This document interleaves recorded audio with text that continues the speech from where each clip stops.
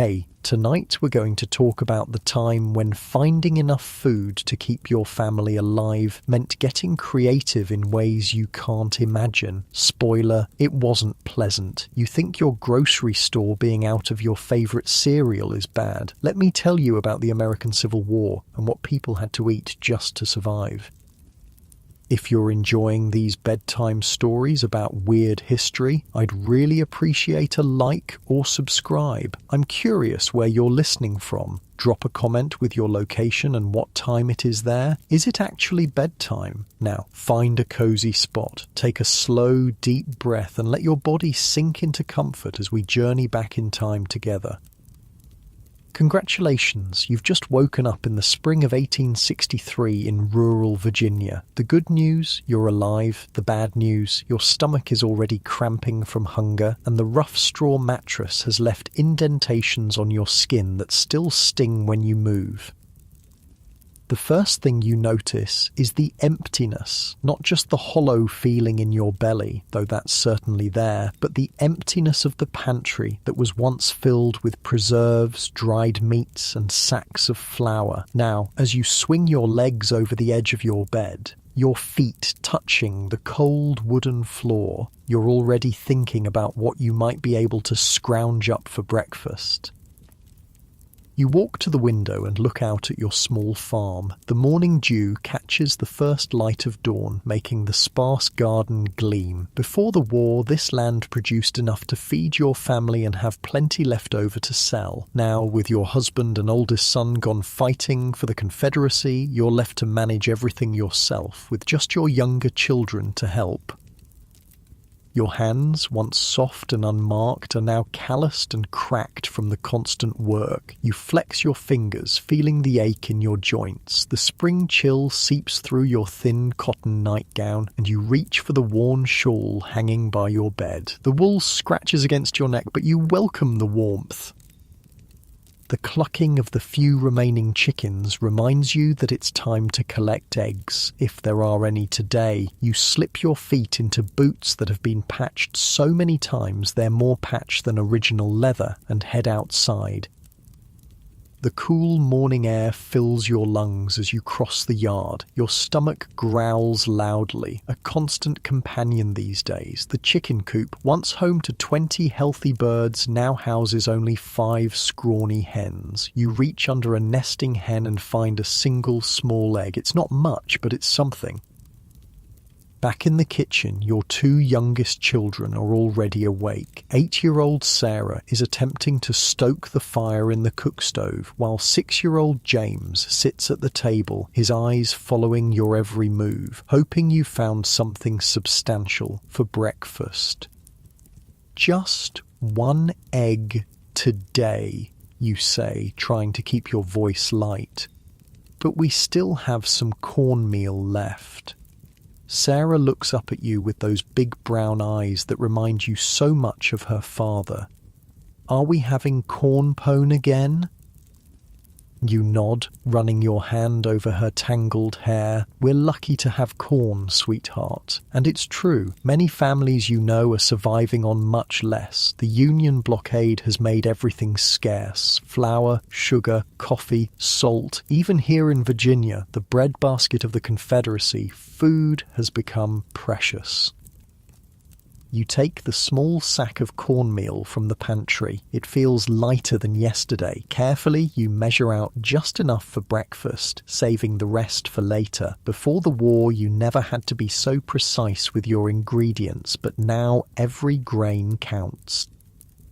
The cornmeal feels gritty between your fingers as you pour it into a bowl. You crack the single egg over it, watching as the yolk breaks and spreads, turning the dry meal slightly yellow. Next comes a splash of water, not milk, which is too valuable to use in cooking these days, and a tiny pinch of your dwindling salt supply. As you mix the ingredients together, your mind drifts to breakfasts before the war. Fluffy biscuits with butter and honey, fried ham, eggs for everyone. Your mouth waters at the memory and you push it away. Dwelling on what you no longer have only makes the hunger worse. The mixture comes together into a stiff dough. You form it into small patties, then place them in your cast iron skillet, which you've already set over the fire. The little bit of bacon grease you've saved from your last precious strip of meat helps prevent the corn pones from sticking. The smell that rises as the corn pones cook is plain but comforting. Your children's eyes never leave the skillet, and you notice James unconsciously licking his lips. The pones aren't much, just cornmeal, water, and a single egg to bind them, but they'll fill empty stomachs for at least a few hours. Once the corn pones are done, you divide them among the three of you. In the past, this would have been just a side dish alongside a hearty breakfast. Now, it's the whole meal. You watch as your children eat slowly, trying to make the food last. You do the same, savouring each bite, ignoring the fact that the corn pones are dry and bland. After breakfast, you send the children to tend the garden while you sit down to write a letter to your husband. You haven't heard from him in over a month, and worry gnaws at you constantly. In your letter, you don't mention the food shortages or how thin the children have become. Instead, you write about the garden, the chickens, the weather, normal things that might give him comfort on the battlefield. As you write, your mind wanders to coffee, or rather, the lack of it. Real coffee beans haven't been seen in your household for almost a year now. The Union blockade has made it nearly impossible for coffee to reach the South. Like most Confederate households, you've resorted to making coffee substitutes.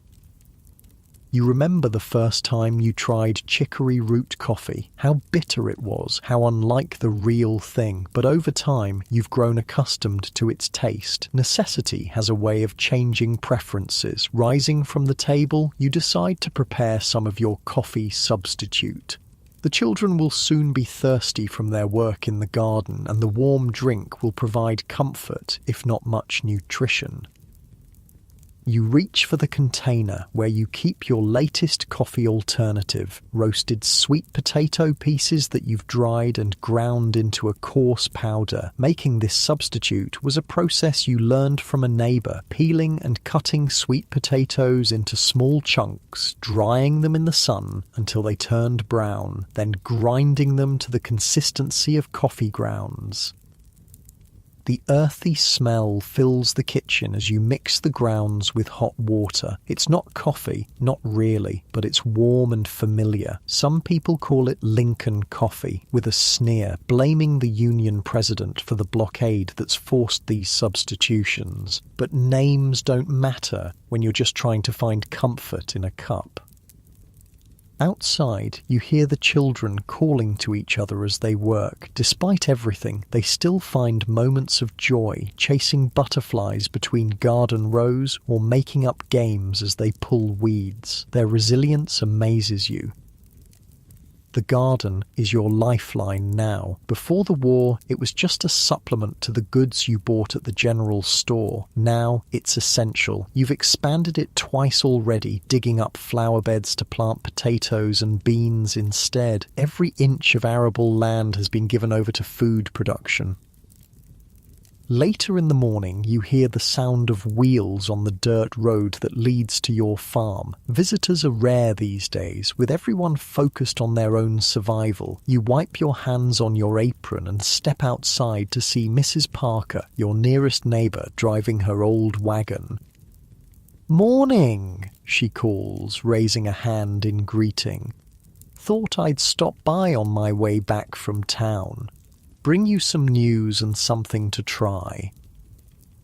Mrs. Parker is older than you by 20 years, her face weathered by sun and hardship. She lost her husband before the war and has been managing alone ever since. If anyone knows how to survive on next to nothing, it's her. She climbs down from the wagon with surprising agility for a woman of her years and reaches into a sack beside her.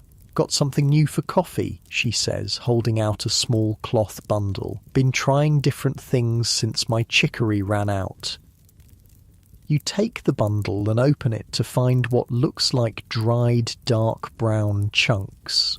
What is it, you ask, unable to identify the contents. Persimmon seeds, she says with a hint of pride. Roasted them myself. They're not half bad once you get used to the taste. Better than that acorn mess my sister's been drinking.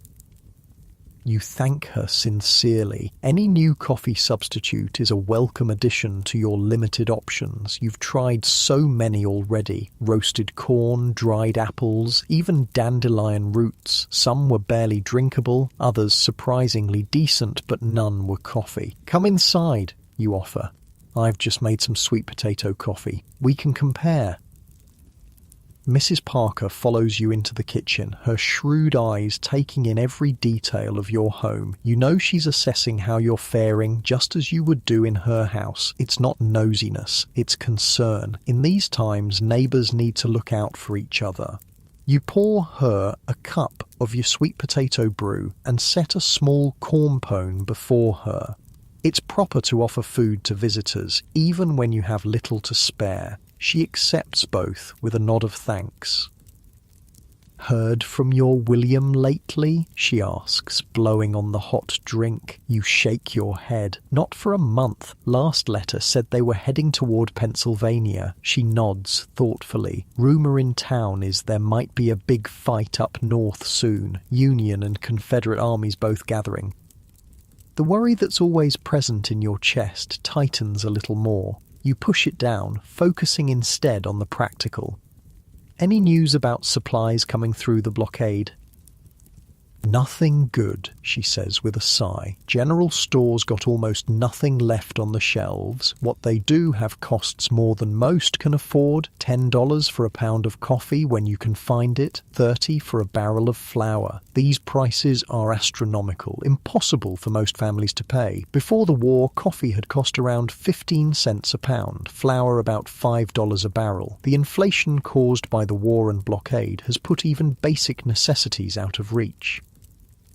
People are getting creative, though, Mrs. Parker continues, taking a sip of the sweet potato coffee. This isn't bad, by the way. Better than the acorn coffee for sure. What else are folks trying, you ask, always eager for new ideas? Well, the Wilsons are making molasses from watermelon. Got the idea from someone who came up from Georgia. And just about everyone's preserving watermelon rinds now instead of throwing them out.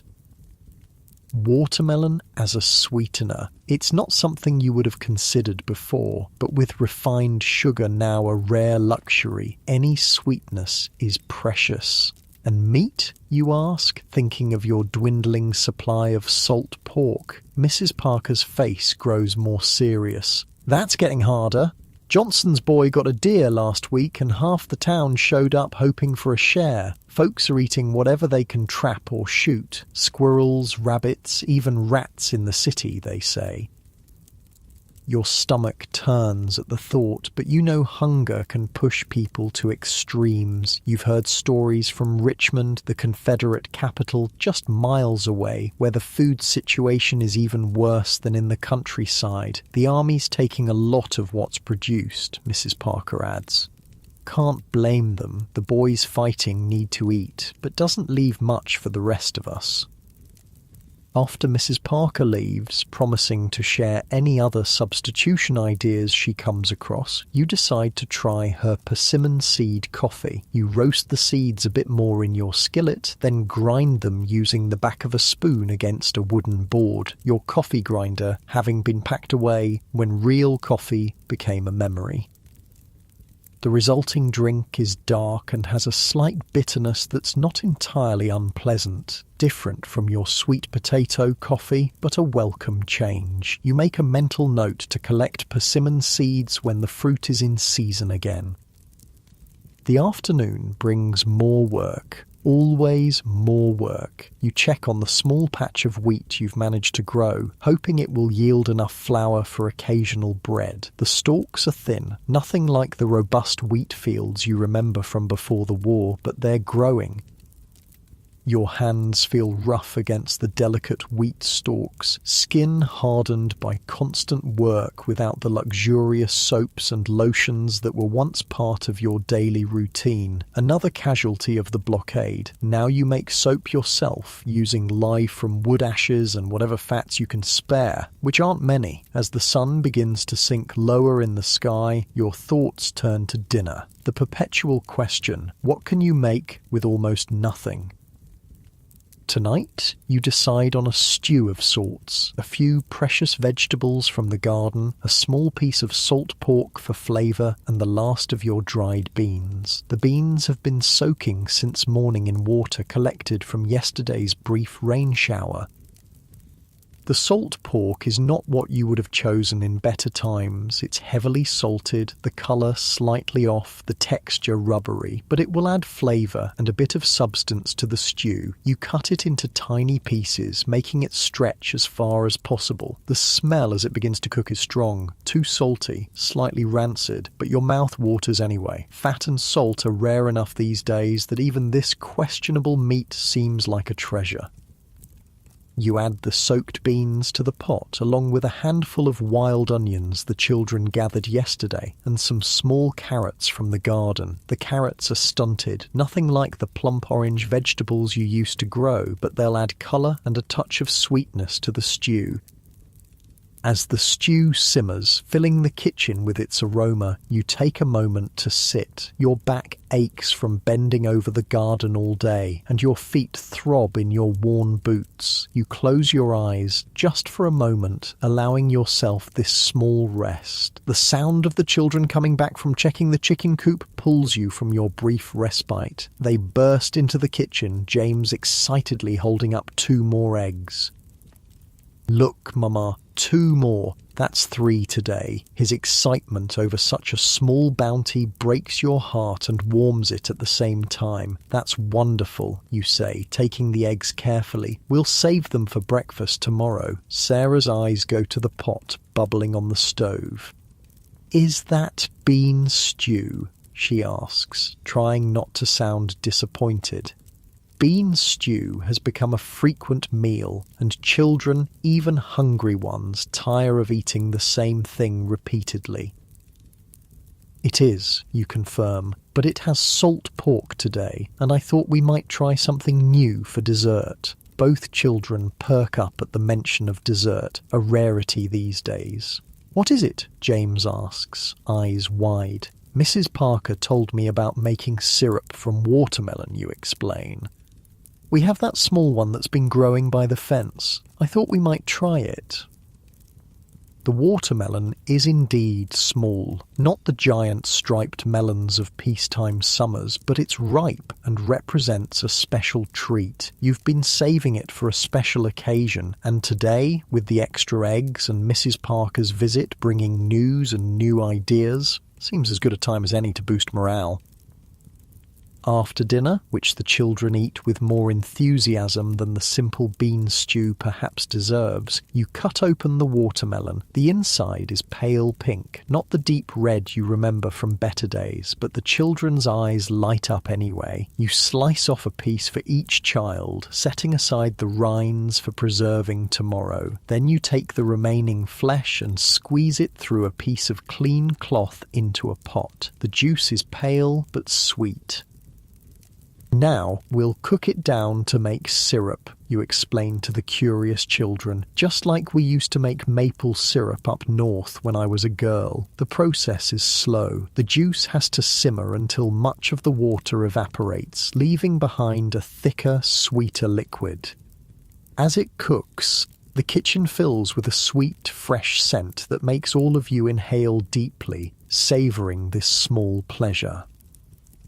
When the syrup has reduced enough, you let it cool slightly before allowing each child to dip a finger in for a taste. Their smiles at the sweetness make all the effort worthwhile. "Can we have some on our corn pone tomorrow?" Sarah asks hopefully. "We can," you agree, carefully transferring the precious syrup to a small jar. "Just a little though, we need to make it last." As the day draws to a close, you tuck the children into bed, their stomachs not full but at least not completely empty. The watermelon treat has put them in good spirits, and they fall asleep quickly, their small bodies worn out from the day's work. You sit by the window in the growing darkness, too tired to light a candle for just yourself. Outside, fireflies begin to appear, their gentle blinking a reminder that some beauty remains even in the hardest times. Your eyelids grow heavy as you think about tomorrow. More gardening, more searching for wild foods in the woods nearby, more careful rationing of every resource, but also the 3 eggs waiting for breakfast, the watermelon syrup for a touch of sweetness, the watermelon rinds to preserve. You've survived another day of this war that has taken so much from so many. Your hands resting in your lap tell the story of your adaptation, calloused, cracked, stained from soil and wild plants, nothing like the hands of the plantation mistress you once were. But they're strong hands now, capable hands that have learned to coax food from reluctant earth, to transform meagre ingredients into meals, to keep your children alive when so many are going hungry. As sleep begins to claim you, your last thoughts are of sweet potatoes and persimmon seeds, chicory and acorns, the unlikely ingredients that have replaced coffee in your life. Before the war, you would have turned up your nose at such substitutes. Now, you're grateful for every innovation, every new idea that helps you adapt to this strange new world of scarcity.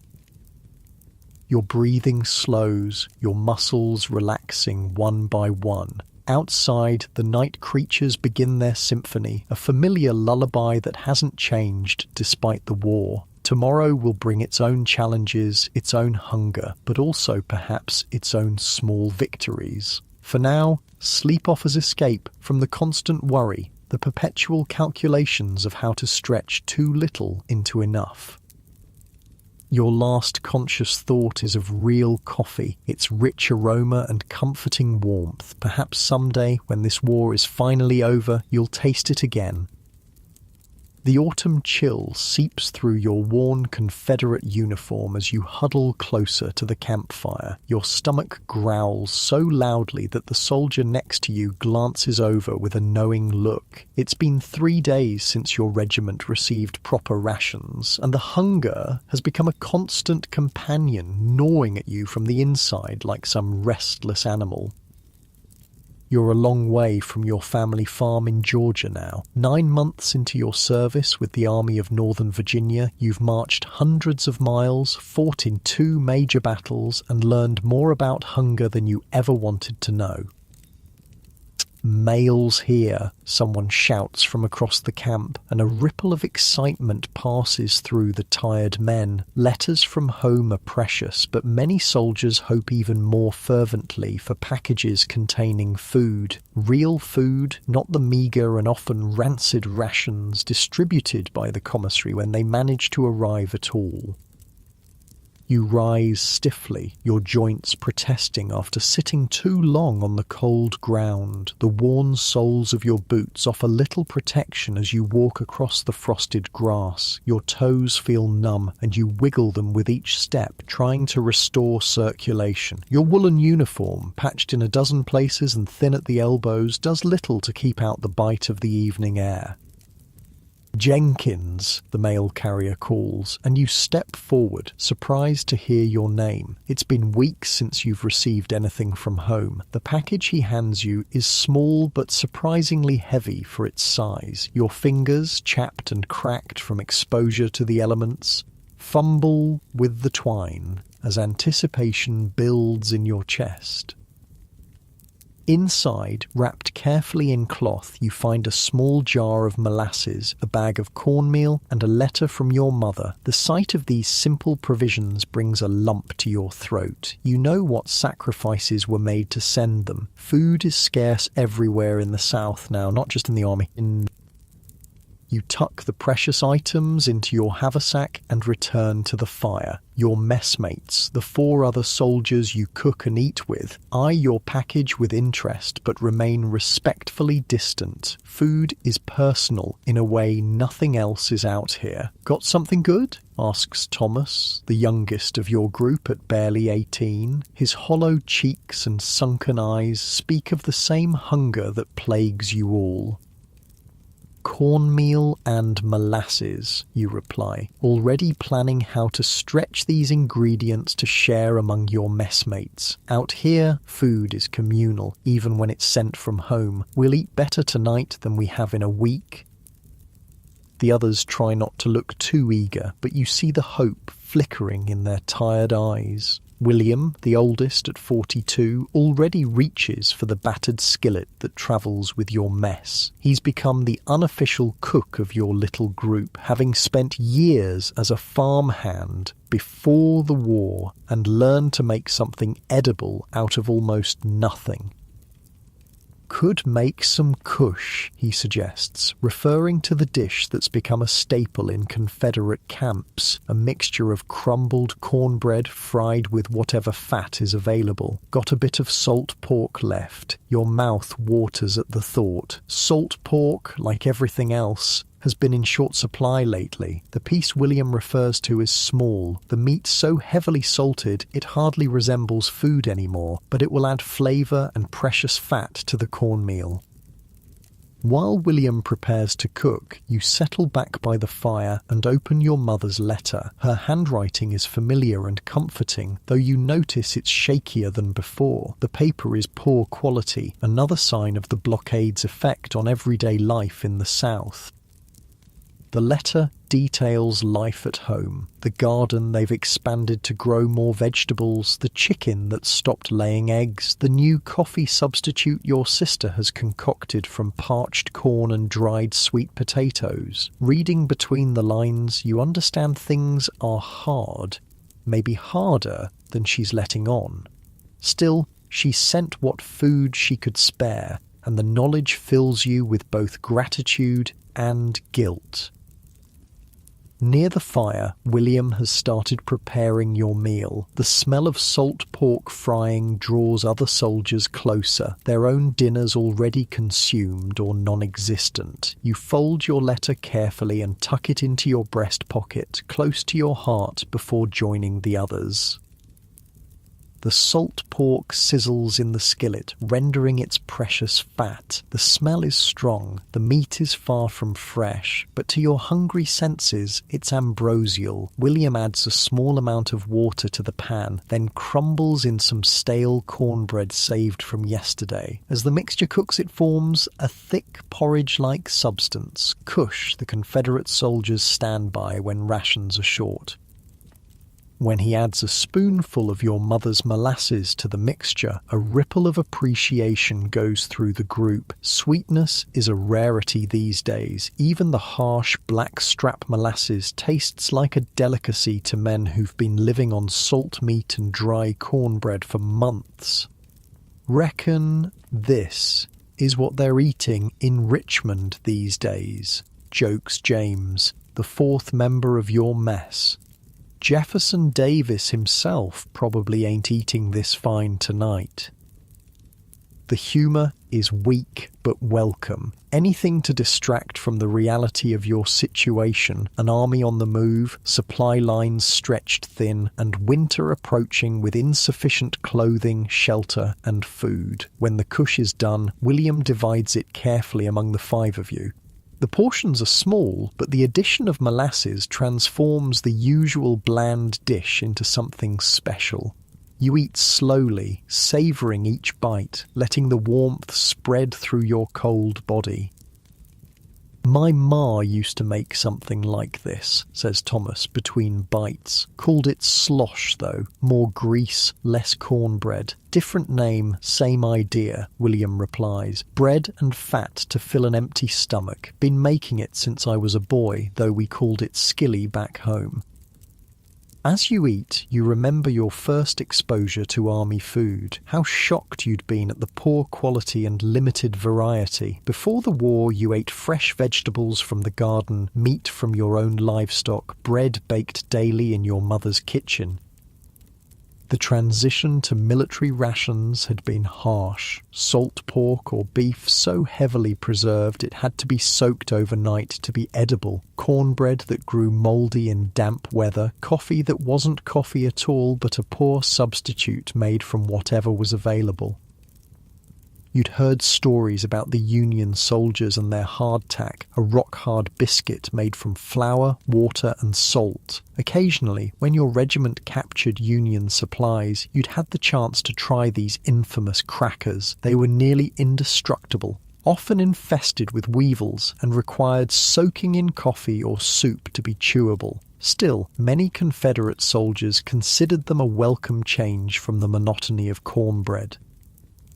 The memory of your last encounter with hardtack brings a smile to your face. During a skirmish 3 weeks ago, your company had overtaken a small Union camp and captured their supplies. You'd found a box of hardtack and traded some to a fellow soldier for his tobacco ration, considering it a good bargain to have both variety in your diet and something to trade with the Union pickets for coffee.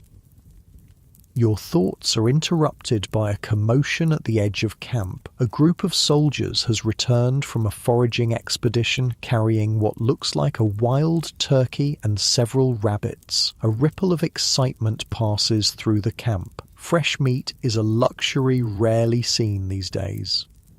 "Jenkins!" calls Sergeant Miller, striding toward your fire. "You're on cooking detail tomorrow. Captain wants something special made with that game. Says it's the Colonel's birthday." You nod, accepting the assignment without complaint. Cooking for officers means extra work, but also the chance of leftovers and perhaps a small reward. Besides, you've developed a reputation as one of the more inventive cooks in the company, able to transform meagre ingredients into something resembling a decent meal. "What are you thinking?" William asks after the sergeant leaves. "Stew?" You consider the options. Stew would stretch it furthest, but the officers might expect something finer, maybe a roast turkey with whatever greens we can forage and rabbit stew on the side. Planning the meal reminds you of hunting trips before the war when bringing home game meant celebration, not survival. Now, every squirrel, rabbit or bird shot by a soldier represents precious protein for men subsisting largely on cornbread and whatever vegetables can be foraged or stolen from nearby farms. The fire crackles and pops as it burns down to embers. Around you, other campfires dot the landscape, each surrounded by small groups of men talking quietly, writing letters, or simply staring into the flames. The sounds of an army camp at night, coughing, snoring, occasional laughter, the distant neighing of horses create a familiar backdrop to your thoughts. After finishing your portion of kush, you lean back, feeling the pleasant weight of food in your stomach. It won't last long, you'll be hungry again by morning, but for now, the worst edge of hunger has been blunted. "Anyone for coffee?" asks James, holding up a small pouch. "Real coffee, not that chicory nonsense." This catches everyone's attention. Real coffee is rarer than gold in the Confederate Army. The Union blockade has made importing it nearly impossible, and what little gets through typically goes to officers or hospitals. "Where'd you get that?" Thomas asks, eyes wide with disbelief. James grins, revealing a gap where he lost a tooth at Antietam. "Traded with a Union picket last night. Gave him some tobacco and a bit of that fancy writing paper my sister sent." No one questions the ethics of trading with the enemy. It's a common practice among pickets on both sides. Small human connections in the midst of war. Coffee flows south, tobacco flows north, and for brief moments, soldiers remember their shared humanity. James brews the coffee in a battered tin cup, the aroma drawing appreciative sniffs from everyone nearby. When he passes the cup around, each man takes only a small sip, extending the rare treat as long as possible. The bitter liquid feels like a luxury on your tongue, and the familiar taste brings memories of home, of peaceful mornings before the war tore the country apart. As night deepens, you prepare for sleep. Your bedroll is thin and patched, offering minimal protection from the cold ground, but you've learned to be grateful for what you have. Some men have no blankets at all, having lost them during marches or battles. You lie back, using your haversack as a pillow, the remaining cornmeal and molasses safely tucked inside for tomorrow. Above you, stars pierce the clear autumn sky, cold and distant. The same stars shine over your family in Georgia, over the Union camps not 10 miles away, over a country divided against itself. Sleep comes fitfully, interrupted by the cold and the persistent ache of hunger that even tonight's meal couldn't fully satisfy. You dream of your mother's kitchen, of corn pudding and fresh bread, of coffee that doesn't need to be traded for in secret. Morning arrives with frost coating your blanket and beard. Your joints ache as you rise, stomach already growling despite last night's relatively substantial meal. The camp comes alive around you, men coughing, cursing the cold, stoking fires back to life. Today's official ration, when distributed, proves to be minimal. A small portion of cornmeal, a piece of salt pork barely bigger than your thumb, and a handful of rice. The commissary sergeant looks apologetic, but offers no explanation. Everyone knows the situation. Supply wagons delayed, perhaps captured by Union cavalry, or simply empty because there's nothing left to distribute. Your assignment to cook for the officers takes on new significance with these meagre rations. The wild game brought in yesterday represents a rare opportunity for a decent meal, and you're determined to make the most of it. With help from William and Thomas, you begin preparing the turkey. The bird is skinny, nothing like the plump domestic turkeys raised on farms, but it's fresh meat, a luxury beyond compare in these circumstances. You clean it carefully, saving even the innards for gravy or stuffing. "What about vegetables?" Thomas asks as you work. "Can't have a proper meal without something green." You nod toward the woods that border the camp. "Thought we'd do some foraging. There should be wild onions out there, maybe some late greens. I saw some persimmon trees yesterday too. Might be ripe enough to eat." Foraging has become second nature to most soldiers. Before the war, you knew little about wild foods, but necessity has made you observant. Now you can identify edible plants that would have gone unnoticed before. Wild onions with their distinctive smell, dandelion greens, bitter but nutritious, sassafras, roots for tea, persimmons, sweet when ripe but mouth-puckeringly astringent when not. You send Thomas and James to forage while you and William continue preparing the turkey. The bird is spitted on a green branch, ready to roast over the fire. The rabbits are cut into pieces for a stew, supplemented with a few precious potatoes traded from another company. "Remember that dish the captain liked last month?" William asks as he works. "The one with rice and that red stuff?" You nod, recalling the meal. "Tomato paste from that sutler's wagon we found. Called it Spanish rice, though I doubt any Spaniard would recognize it." Improvisation defines army cooking. You've become adept at creating dishes from whatever ingredients are available, giving them grand names to elevate simple concoctions. Hardtack crushed and fried in bacon grease becomes breakfast hash. Salt pork boiled with rice transforms into Carolina dinner. A few wild greens added to cornbread batter produces spring bread. By midday, Thomas and James return from their foraging expedition with a bounty better than expected. Wild onions, some late pokeweed, which needs careful cooking to remove its poison, a handful of chestnuts, and surprisingly, a small bag of apples acquired through means they refuse to specify. "Don't ask," James says with a wink. "Let's just say a farmer near here won't miss a few apples from his cellar." You don't press the issue. Foraging often blurs into stealing, but hunger makes morality flexible. Besides, armies on both sides have been stripping the countryside as they pass through. At least your men took only apples, not the farmer's last cow or seed corn. The unexpected apples transform your cooking plans. Instead of plain roast turkey, you can now make a stuffing with cornbread, apples, and chestnuts. The rabbits will stew with wild onions and the few potatoes, and there might even be enough apples left for a simple dessert, sliced and fried with a bit of precious sugar saved from previous rations. As you cook, other soldiers drift by, drawn by smells that are rare in camp. You try not to notice their hungry looks. Everyone understands that this meal is for the officers, even if it seems unfair that some eat well while others subsist on meagre rations.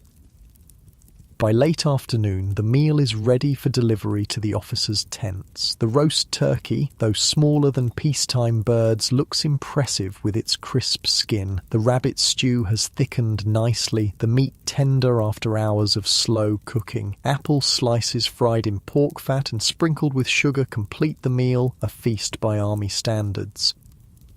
Captain Reynolds nods approvingly when you deliver the food. "Fine work, Jenkins. Wait around. There might be something left to take back to your mess." This is what you hoped for. Officers rarely finish everything, and the leftovers will supplement your mess's meagre rations tonight. While waiting, you sit outside the officer's tent, resting your tired feet. The smell of the food you can't yet eat makes your stomach cramp with hunger, but you've grown accustomed to this feeling. 9 months of army life have taught you to ignore discomfort that once would have seemed unbearable. Your thoughts drift to the coming winter. Already the nights are cold enough to make sleep difficult. What will it be like in December, January? The Confederate government has promised winter uniforms, but promises mean little when manufacturing and transportation are crippled by blockade and war.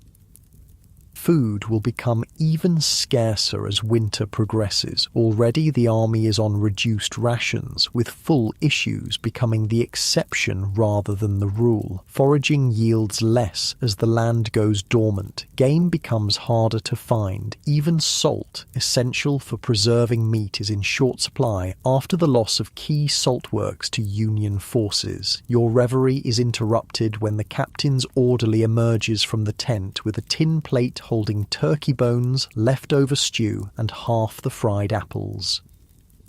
"Captain says thanks," the orderly tells you. "Colonel was mighty pleased." You accept the plate with genuine gratitude. Even leftovers represent a bounty compared to normal rations. Your messmates will celebrate tonight. Walking back through camp, you protect the plate carefully. Food is currency here, more valuable than money. Confederate dollars have become nearly worthless due to inflation, but a piece of salt pork or a cup of real coffee can obtain almost anything a soldier might want to trade. At your campfire, your messmates await eagerly. Their faces light up at the sight of the leftovers. More food than any of them expected. "Officers must have been in a generous mood," William remarks as you divide the food. Thomas nods toward another group of soldiers huddled around a meagre fire. "What about them? Philip's mess got nothing today. Their rations were stolen while they were on picket duty." You hesitate, looking at the food divided among your plates. It's not much split 4 ways, and would be even less split 7 or 8 ways. But Thomas is right. You can't eat while knowing others have nothing. Invite them over, you decide. We'll make it stretch, and somehow you do. The turkey bones go into a pot with the last of your cornmeal to make a thin porridge. The rabbit stew, mostly broth now with few pieces of meat, still provides flavour. The fried apples are cut into smaller pieces, ensuring everyone gets a taste of sweetness. It's not enough to satisfy hunger, but it's something. The men from Philip's mess express their thanks quietly, with nods and mumbled words. They'll do the same for your group someday. That's how survival works out here. As darkness falls, conversation turns to food, as it often does among hungry men. Each soldier contributes memories of favourite meals from home or fantasies of what they'll eat when the war ends. "My mother's sweet potato pie," sighs Thomas, "with cinnamon and enough sugar to make your teeth ache. Fresh bread, still warm from the oven with butter melting into it," adds James, closing his eyes as if he can taste it. William, older and more practical, shakes his head. "I'd settle for a good steak and potatoes. Nothing fancy, just plenty of it." Your own contribution is simple. Coffee, real coffee, a whole pot of it, not chicory or burnt corn or whatever we're calling coffee these days. This draws knowing laughs. The Confederate coffee substitutes have become a running joke. Acorns, chicory, dandelion roots, sweet potatoes, peanuts, corn, rye, okra seeds. Anything that can be roasted dark and ground to resemble coffee beans has been tried with varying degrees of awfulness. "Remember that time Simmons tried making coffee from burnt bread?" James laughs. "Tasted like drinking the ashes from the bottom of the fire pit." "Still better than Johnston's acorn coffee," you counter. "That stuff was so bitter it made your eyes water." These shared complaints and memories create a bond stronger than any military discipline could forge. You've marched together, fought together, gone hungry together. Food, or the lack of it, is the constant thread in your shared experience of war. As the evening grows later, you pull out your most prized possession, a battered tin harmonica saved from a battlefield months ago. The music provides comfort, a reminder of humanity in the midst of hardship. You play softly, old songs that everyone knows, and some of the men sing along in low voices. The cold seems less biting when filled with music, the hunger less urgent. For a little while, you're not just soldiers, but men with histories and futures, with favourite foods and songs, with families waiting for them somewhere. Later, as you prepare for another night on the hard ground, you consider tomorrow's challenges. Official rations will likely be meagre again. The officers won't need special meals without an occasion to celebrate. It will be back to the daily struggle to find enough to eat. But you have options, strategies developed over months of scarcity. There's fishing in the nearby stream. Though cold weather makes the fish sluggish and harder to catch, there are still areas nearby that haven't been completely foraged, and there's always the possibility of trading. Tobacco from home for Union coffee, skill at mending for a share of someone else's rations. You've become resourceful in ways you never imagined before the war. The boy who left Georgia 9 months ago wouldn't recognise the man you are now. Leaner, harder, intimately familiar with hunger, capable of making meals from ingredients that once would have seemed inedible. As sleep approaches, your body relaxes muscle by muscle. The ground feels less hard as exhaustion takes over. Your last thoughts before drifting off are not of battle or glory, but of simple things. Warm bread, hot coffee, a full stomach. In war, you've learned the greatest luxury is not gold or finery, but enough to eat and a safe place to sleep. Tomorrow will bring its own challenges, its own hunger, but tonight, with the leftover taste of fried apples still on your tongue and the warmth of shared food and music in your heart, seems almost bearable, almost like peace. The good news is you're a Union soldier with access to more reliable rations than your Confederate counterparts. The bad news? Those rations are still barely edible most days, and you've been staring at the same hard biscuit for nearly 10 minutes, trying to work up the courage to attempt eating it. The morning mist hangs low over the Union camp near Chattanooga as you sit on an overturned barrel outside your tent. Your blue uniform is damp from the previous night's rain, adding a chill that seems to seep directly into your bones. You flex your fingers, trying to restore feeling to them before attempting to tackle your breakfast again. The hardtack in your hand, a simple cracker made of flour, water and salt, is so solid it could probably stop a bullet. In fact, you've heard stories of soldiers finding bullet holes in their hardtack after battles, the dense biscuit apparently having caught stray shots without breaking apart. Some men jokingly refer to these crackers as sheet iron or tooth dullers. You've personally started calling them worm castles after discovering the tiny inhabitants that often take up residence in the dense flour.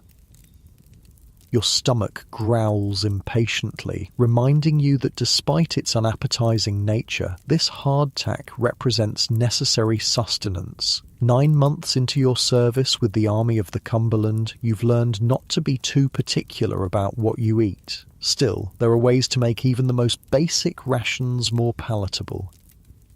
You reach for your battered tin cup and pour in a measure of the dark coffee you brewed earlier. The Union Army ensures a steady supply of coffee beans, one luxury that remains consistent even when other rations grow scarce. The rich aroma rises with the steam, momentarily masking the less pleasant smells of the camp. Unwashed bodies, wet wool, mud, and the ever-present scent of wood smoke.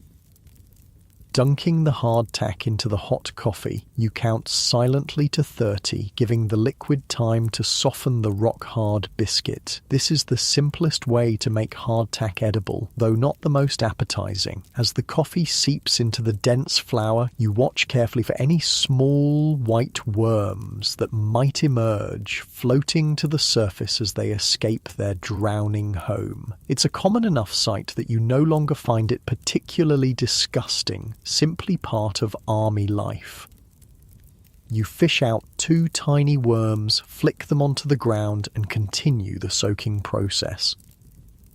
Around you, the camp is coming alive. Thousands of men performing the same morning rituals, stoking fires, brewing coffee, preparing whatever food is available. Some are fortunate enough to have received packages from home containing luxuries like canned fruits or homemade cookies. Others, like you, make do with standard army issue. Fancy breakfast today, eh, Thompson? Calls your tent mate Riley as he emerges, his red hair sticking up at odd angles, his freckled face still creased with sleep lines. Only the finest, you reply, finally deeming the hardtack soft enough to attempt. You take a bite, the soggy texture unpleasant but far better than breaking a tooth on its unsoaked form. It tastes primarily of coffee now, the bland flour backdrop hardly noticeable. Want some? I've got 3 more. Riley yawns and stretches his lanky frame, saving mine for something special. Daniels from Company B is making skillygalee for lunch. Your interest peaks at this. Skillygalee, hardtack pounded into a powder, mixed with water or broth and fried in pork fat, represents a significant improvement over plain soaked hardtack. The crushed biscuit absorbs flavours better, and the frying creates a crisp exterior that almost makes you forget you're eating army rations.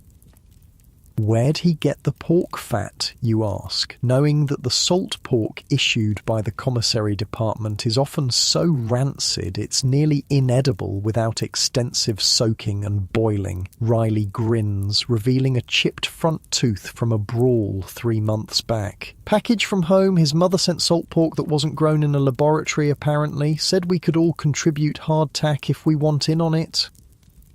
This is how soldiers survive, pooling resources, sharing packages from home, combining skills and ingredients to transform meager rations into something that at least resembles real food. Your own package from home is 2 weeks overdue, likely delayed by the same rail disruptions that occasionally leave the army itself short-supplied.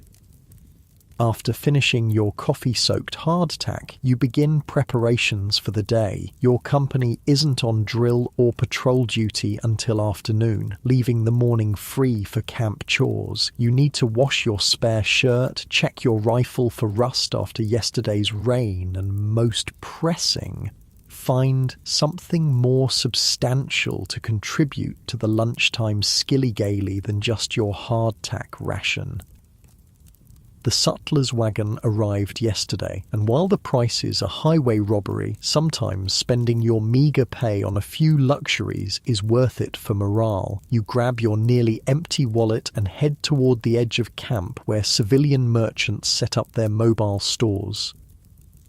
The muddy path squelches beneath your boots as you walk, the leather still damp enough that you can feel moisture seeping through to your socks. Around you, the vast Union encampment stretches in orderly rows, thousands of white canvas tents housing men from Ohio, Pennsylvania, Michigan, and a dozen other northern states. Cook fires send thin columns of smoke into the grey sky, and the sounds of an army at rest, men talking, laughing, occasionally arguing, axes chopping wood, horses nickering, create a familiar backdrop. Your muscles ache slightly from yesterday's marching drill, but it's a good ache, the kind that reminds you you're strong and capable. 9 months of army life have hardened your once soft hands into calloused tools and transformed your formerly desk-bound body into something leaner and more resilient. Hunger is a familiar companion now, even when rations are regularly distributed. Army portions never quite satisfy the appetite built by long marches and physical labour. The sutler's wagon comes into view, already surrounded by soldiers looking to supplement their rations. Jacob Meyer, a rotund man with a perpetually sweaty face, watches the crowd with calculating eyes. Sutlers know they can charge exorbitant prices when they're the only source of certain goods, and Meyer is particularly adept at extracting maximum profit. You join the queue, scanning the goods displayed on makeshift shelves along the wagon's side. Canned goods, peaches, condensed milk, sardines occupy prime positions, their tin surfaces catching what little sunlight filters through the clouds. Small bags of sugar and coffee sit nearby, alongside tobacco, writing paper, and other essentials not provided by the army. At the far end, Meyer's assistant sells small bottles of whiskey at prices that would make a city bartender blush. When your turn comes, you consider your options carefully. Your pay is nearly gone until the next distribution, which could be delayed like so many others. Still, the thought of enhancing the skilly-gally with something special is tempting. Tin of condensed milk, you finally decide, pointing to the Borden's Eagle brand that's become popular among soldiers looking to improve coffee or hardtack, and a small bag of dried apples.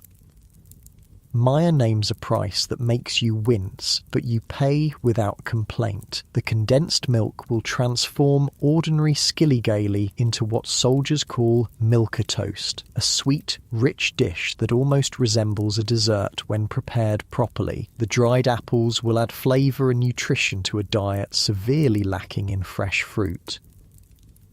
With your purchases secured in your haversack, you head back toward your company's area. Along the way, you pass the camp kitchen where the company cooks are preparing what passes for the midday meal. Today it appears to be bean soup, the large cauldron steaming over a well-established fire. One cook stirs the pot while another opens a small tin of what you recognize as desiccated vegetables. These compressed vegetable cakes, a combination of dried carrots, turnips, parsnips, cabbage and onions, are a standard army issue meant to prevent scurvy and other nutritional deficiencies. Most soldiers refer to them as desecrated vegetables, a testament to their flavour and texture. When rehydrated in boiling water, they turn into a formless, often bitter mush that bears little resemblance to fresh produce. You've heard that the Union Army contracted with food processors to create these veggie bricks specifically for soldier rations. The idea was sound, providing necessary vitamins in a form that wouldn't spoil during transportation and storage. The execution, however, left much to be desired. Still, you've seen enough cases of scurvy among men who trade away or discard their vegetable ration to appreciate the importance of choking down the unappetizing mush. Back at your tent, Riley has managed to acquire a small onion from somewhere, you don't ask questions, and is dicing it with his pocket knife. For the skilly-gaily, he explains, thought it could use some flavour beyond pork fat and hardtack. You display your own contributions, the condensed milk and dried apples. Riley's eyes widen appreciatively. Well, Thompson's gone fancy on us, he says with a grin. Milk toast it is then? Daniels will be pleased. The morning passes with mundane tasks. You clean your rifle meticulously, oil the metal parts to prevent rust, and check your ammunition supply. The rhythmic process is soothing, allowing your mind to wander home to Minnesota, to the small farm where your parents and younger siblings continue life without you.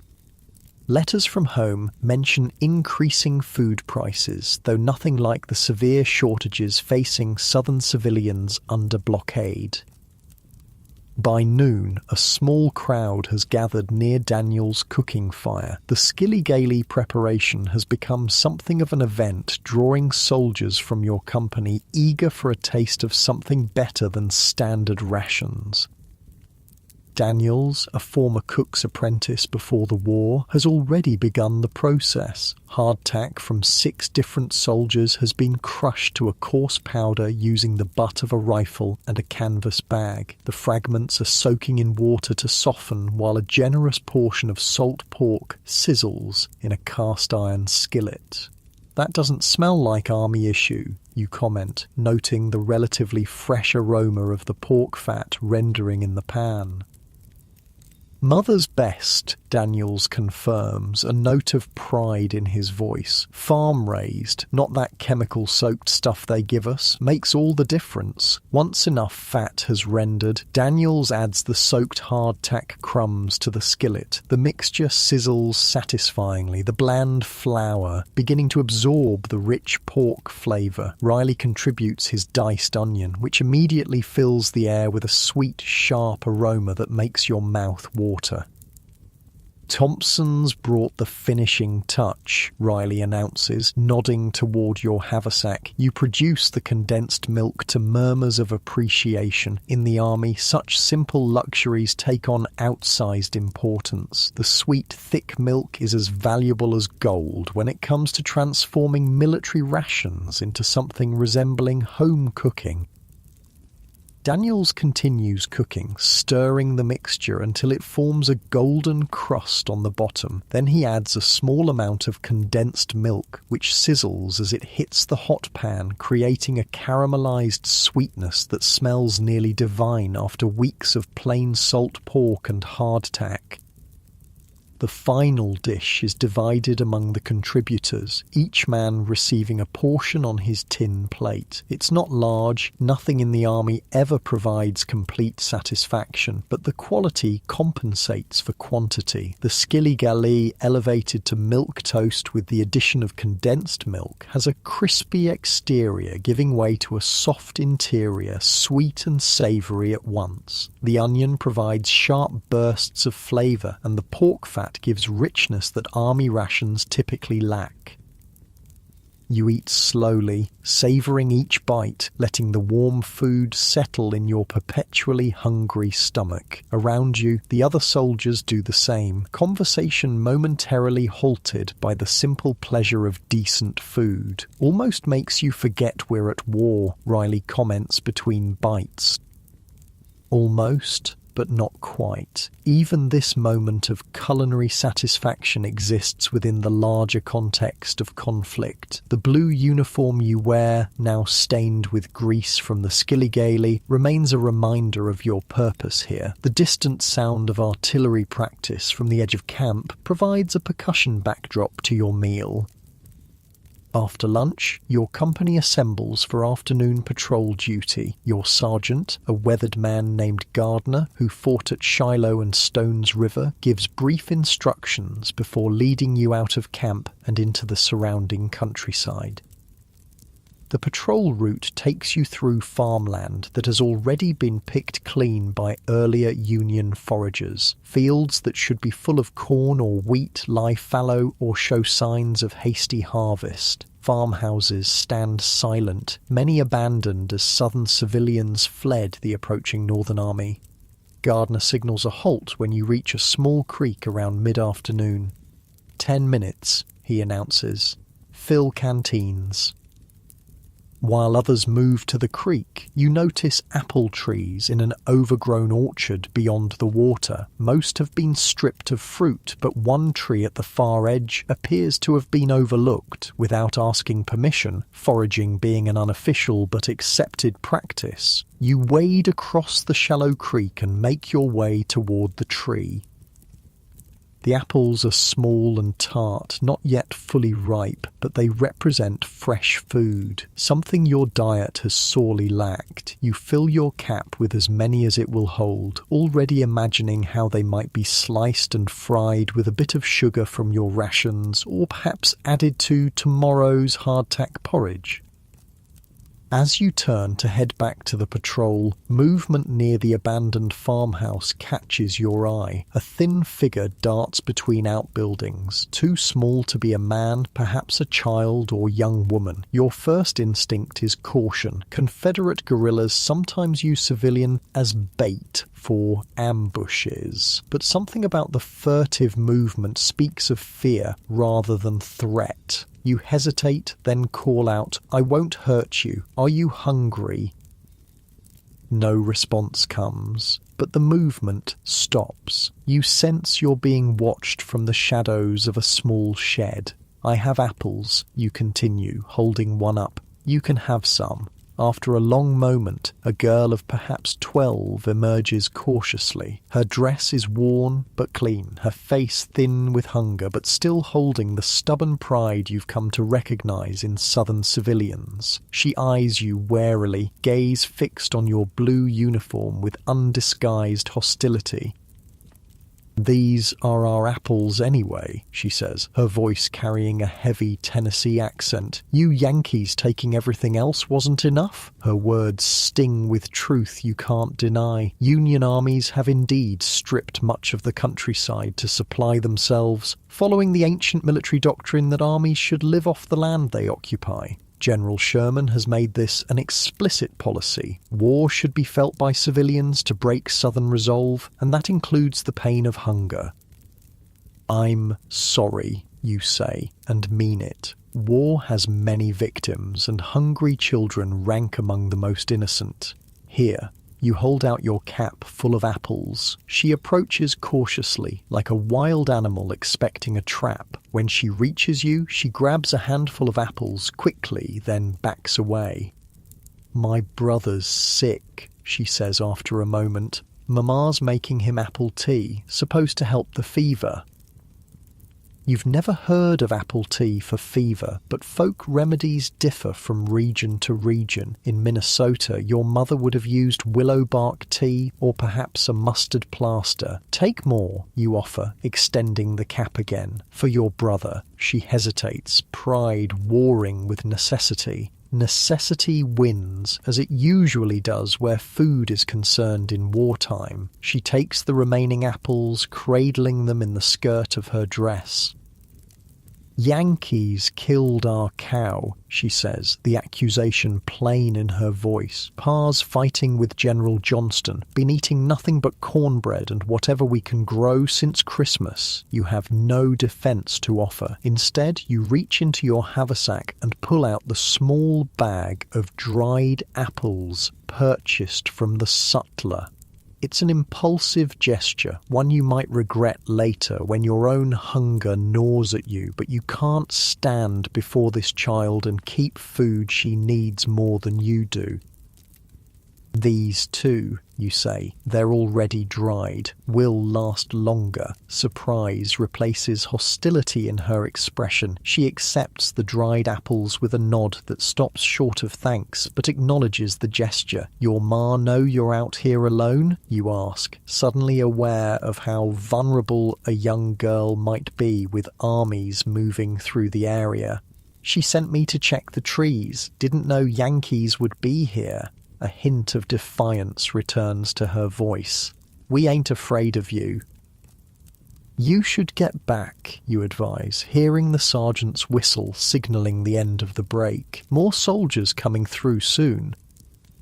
She needs no further prompting, disappearing back toward the farmhouse with her precious cargo of apples. You cross the creek again, returning to your patrol with only 2 apples saved for yourself. A poor return on your foraging expedition, but the hollow feeling in your stomach is offset by the knowledge of having done something right in the midst of so much wrong.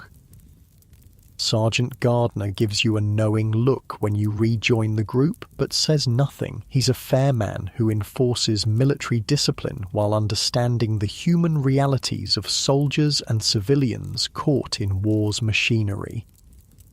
The patrol continues until dusk, finding no sign of Confederate forces in the area. By the time you return to camp, your feet ache from miles of walking and your stomach growls insistently. The 2 apples you kept have long since been eaten, their brief sweetness faded to memory. Evening rations are distributed as you return. Salt pork, hardtack, and coffee as usual, with the addition of rice and a small portion of sugar. It's a better issue than some days, though the salt pork smells slightly off, requiring extended soaking to remove excess salt and any rancidity.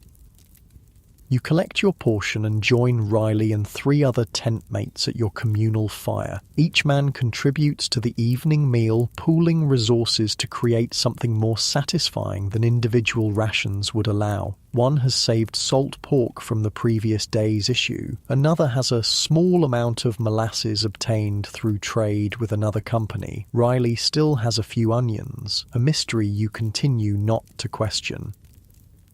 Together, you create a meal that would horrify civilian diners but represents luxury in army terms. Rice cooked with diced salt pork and onions, sweetened slightly with molasses and sugar, with hardtack crumbled on top for texture. It's hot, filling, and varies the flavors enough to provide satisfaction beyond mere sustenance. Conversation flows easily around the fire as you eat. These men have become a surrogate family over months of shared hardship. You know Riley has a sweetheart in Philadelphia who sends letters scented with lavender. You know Corporal Hayes has 3 children he's never seen, the youngest born after he left for war. You know Private Wilson was a butcher's apprentice and can identify cuts of meat even in the mysterious chunks provided by army contractors. Mail came while we were on patrol, Hayes mentions between bites. Thompson, there's something for you. Your heart lifts at this news. The expected package from home has finally arrived, offering the promise of familiar comforts and connection to the life you left behind. After dinner, you retrieve the package from the company clerk, a small wooden box carefully addressed in your mother's neat handwriting. Inside, wrapped in newspaper and cloth, you find homemade sausages cured to travel without spoiling, a small jar of honey, clean socks knitted with love evident in every stitch, and a fruitcake dense enough to serve as ammunition if necessary. The accompanying letter details life at home, the spring planting, your sister's new job teaching at the local school, your father's rheumatism acting up again during the wet spring. Between domestic news, your mother has tucked recipes, seemingly unable to comprehend that your cooking facilities consist of a campfire and perhaps a single pot if you're fortunate. Still, you read her instructions for honey-glazed ham and apple dumplings with longing, your mouth watering at the mere description of foods that exist now only in memory and hope for the future. Someday, when the war ends, you'll eat these dishes again at your family's table. For now, the sausages and honey will transform your rations into something special for a few precious days.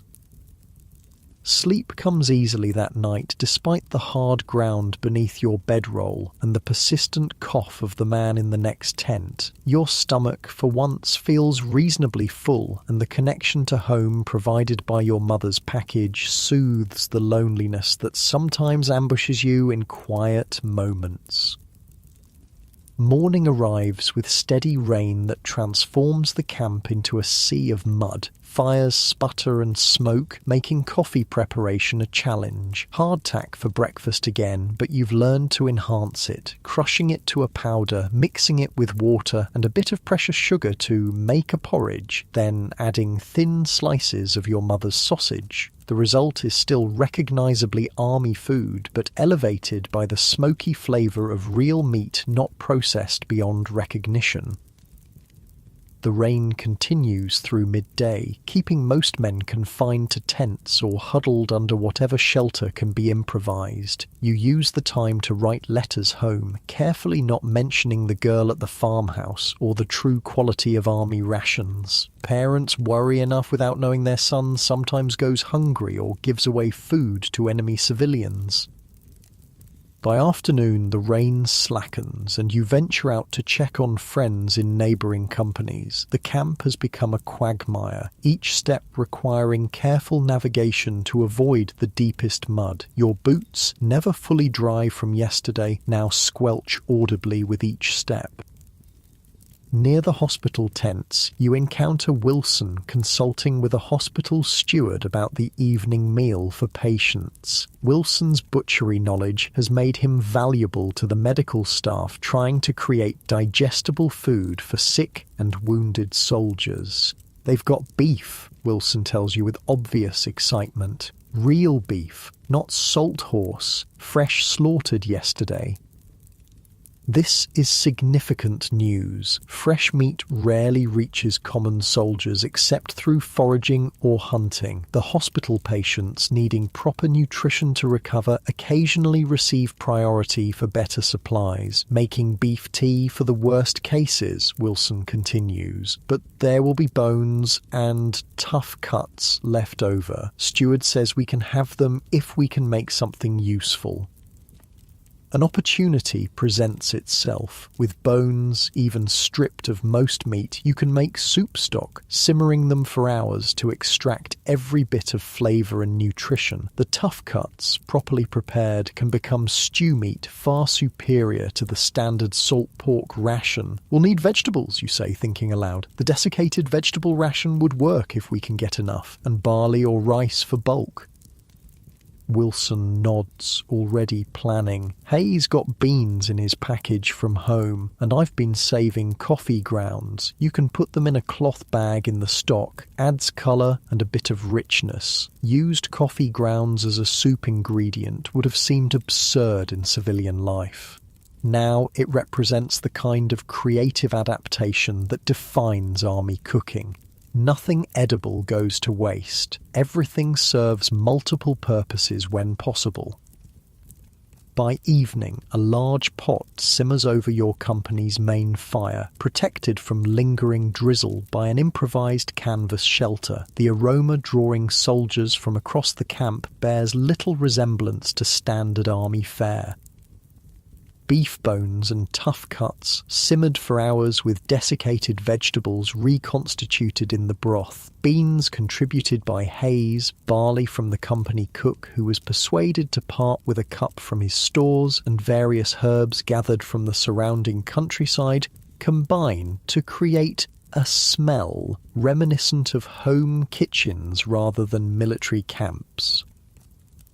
Word spreads, and men from other companies drift by, drawn by the smell and rumours of real beef. The unwritten law of army life, share with those who will share with you when fortunes reverse, means you can't turn them away. The pot is large, but not limitless. A hardtack contribution for a cup of soup, Riley announces to newcomers, establishing a fair exchange. Everyone has hardtack. It becomes the currency for this unexpected feast. Night falls as the soup continues to simmer, the flavours melding into something that exceeds the sum of its humble parts. Stars appear as the clouds finally clear and a nearly full moon illuminates the camp. In this light, with the smells of proper cooking in the air and the sounds of men talking quietly around fires, it's almost possible to forget the war. Almost, but not quite. When the soup is finally judged ready, distribution begins with careful fairness. Each man who contributed receives a full cup, with half portions for those who provided only hardtack. Even this rationing leaves the pot empty before all hopeful recipients are served, but that too is part of army life. Sometimes you receive bounty, sometimes you miss out. Your portion, enjoyed while sitting on a relatively dry log near the fire, represents the best meal you've had in weeks. The broth is rich with beef flavour, the vegetables soft but recognisable, the beans and barley providing satisfying substance. You dip your hardtack into it, letting the dry biscuit absorb the flavourful liquid, transforming the bland cracker into something delicious.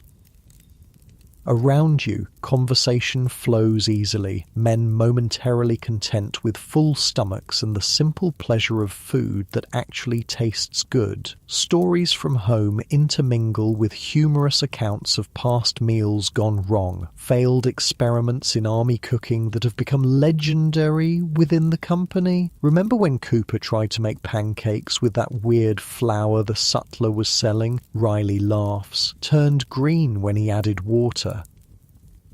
Or that time we found all those blackberries and ate so many the whole company was running for the latrines at midnight, adds Hayes with a grin. These shared experiences, the good and the bad, the hunger and the occasional feast, bind you together as effectively as the shared dangers of battle. In many ways, the daily struggle for decent food defines army life more consistently than combat, which comes in intense bursts, separated by long stretches of mundane existence. As the fire burns down to embers and men drift away to their tents, you remain, savouring the last of your soup and the rare contentment that comes with a truly satisfying meal. Tomorrow will bring hardtack and salt pork again, but tonight you've experienced a reminder of what real food tastes like.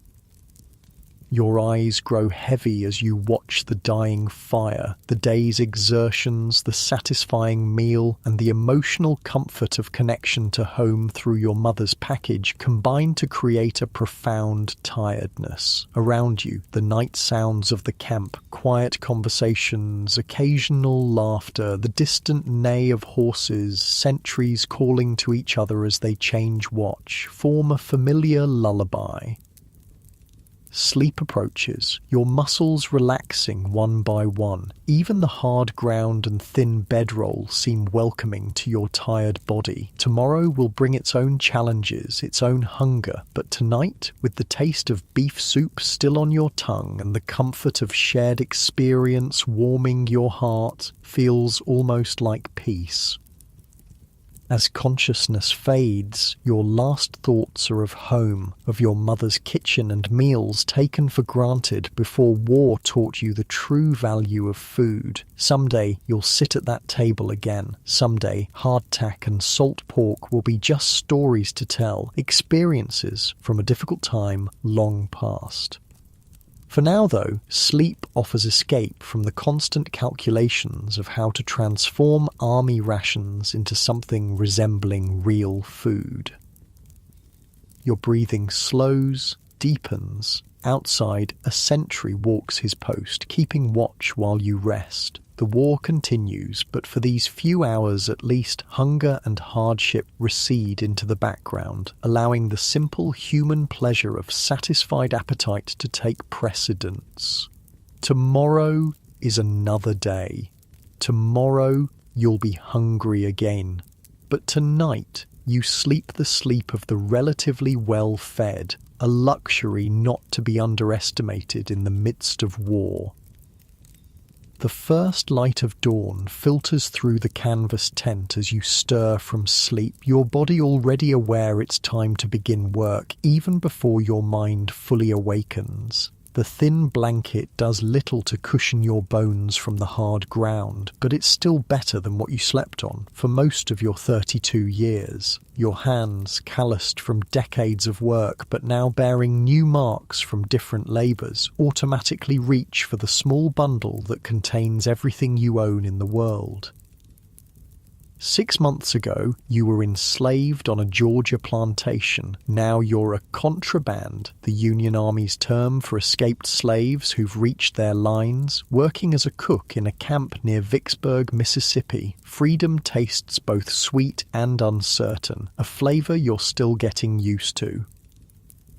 The camp is already stirring as you emerge from the small tent you share with 3 other former slaves now working for the Union forces. The cold January air makes you pull your worn wool coat tighter around your frame. It's a cast-off from a Union soldier, 3 sizes too large, but the warmest thing you've ever owned. The blue fabric sometimes makes Confederate sympathizers mistake you for a soldier from a distance, a dangerous error that has nearly cost you your life twice already. Your assigned place is the officer's kitchen tent, where your knowledge of Southern cooking has made you valuable. The journey from slave to paid military cook has been strange and precarious, but at least your skills mean you eat regularly now, something not guaranteed to all contrabands who reach Union lines. The kitchen tent is already warm when you arrive, the wood stove stoked by an early rising assistant. The familiar smells of coffee and wood smoke greet you, comforting in their consistency. Your stomach growls, reminding you that last night's supper was meagre. Army beans with a small piece of salt pork, the standard fare when supplies run low.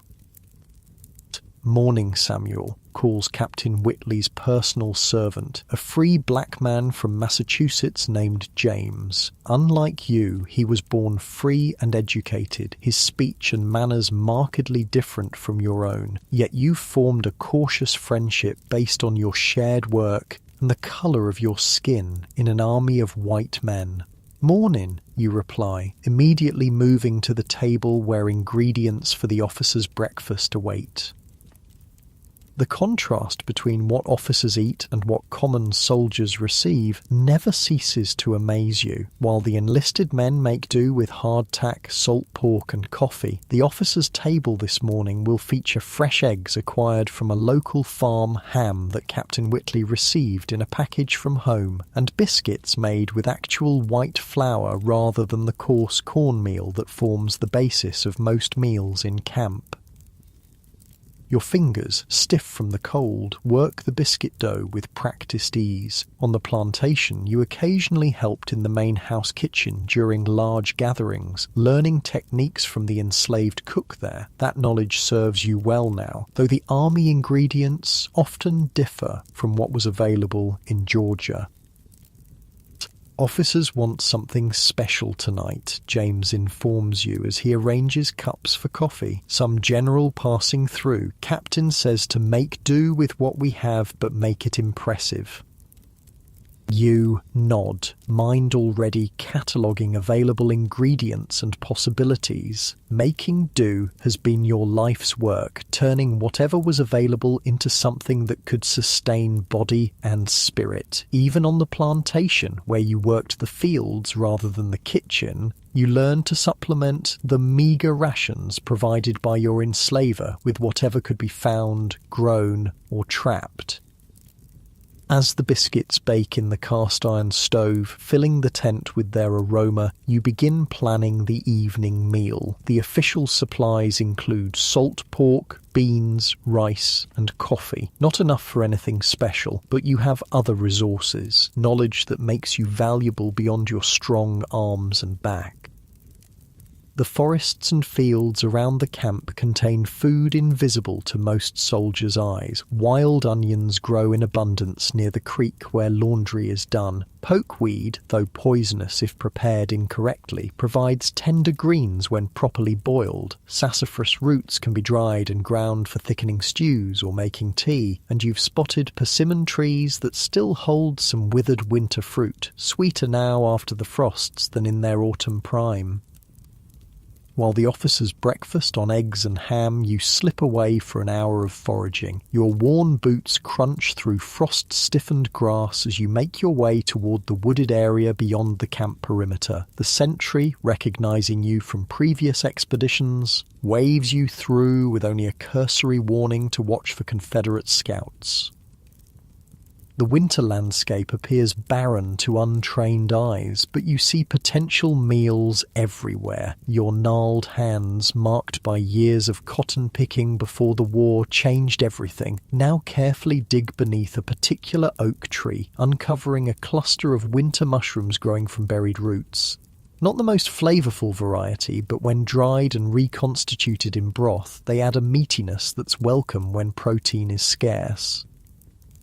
Near a partially frozen stream, you find a patch of watercress, its peppery leaves still vibrant green despite the season. Into your sack it goes, along with wild onions pulled from the soft earth near the water's edge. Their sharp scent clings to your fingers as you work quickly, aware that time away from camp is limited.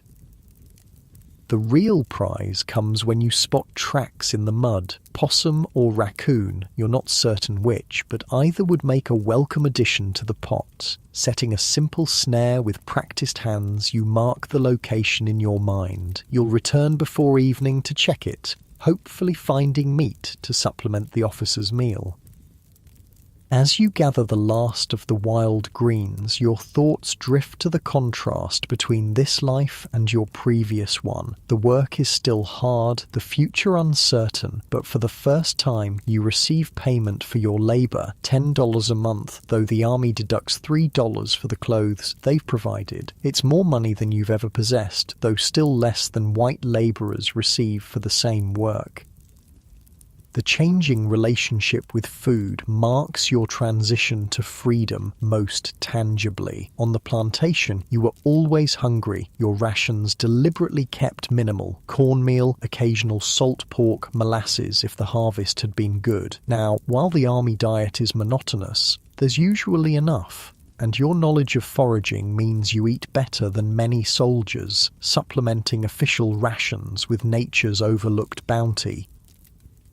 Back at camp, the kitchen is alive with preparation for midday meal. James gives you a questioning look as you enter with your bulging sack. Found some things for tonight, you explain, setting the foraged items on a side table away from the main cooking area. No need to advertise your plans until you've had a chance to check your snare. The officers' lunch is simple by their standards, salt beef stew with army biscuits and coffee. As you serve it in their dining tent, you catch fragments of conversation about troop movements, supply problems, and news from the Eastern Theatre. These white men in their pressed uniforms, with their maps and strategies, control the war that has unexpectedly given you a tentative freedom. Their decisions will determine whether that freedom lasts beyond the current conflict. Captain Whitley, noticing you lingering near the table, gestures toward a stew pot. Samuel will need to know how many for dinner tonight. General Porter and his staff will join us, perhaps 8 additional officers. The captain's personal cook, a nervous white man from Ohio who handles the officers' meals when special attention is required, nods briskly. "We'll manage, sir, though supplies are limited."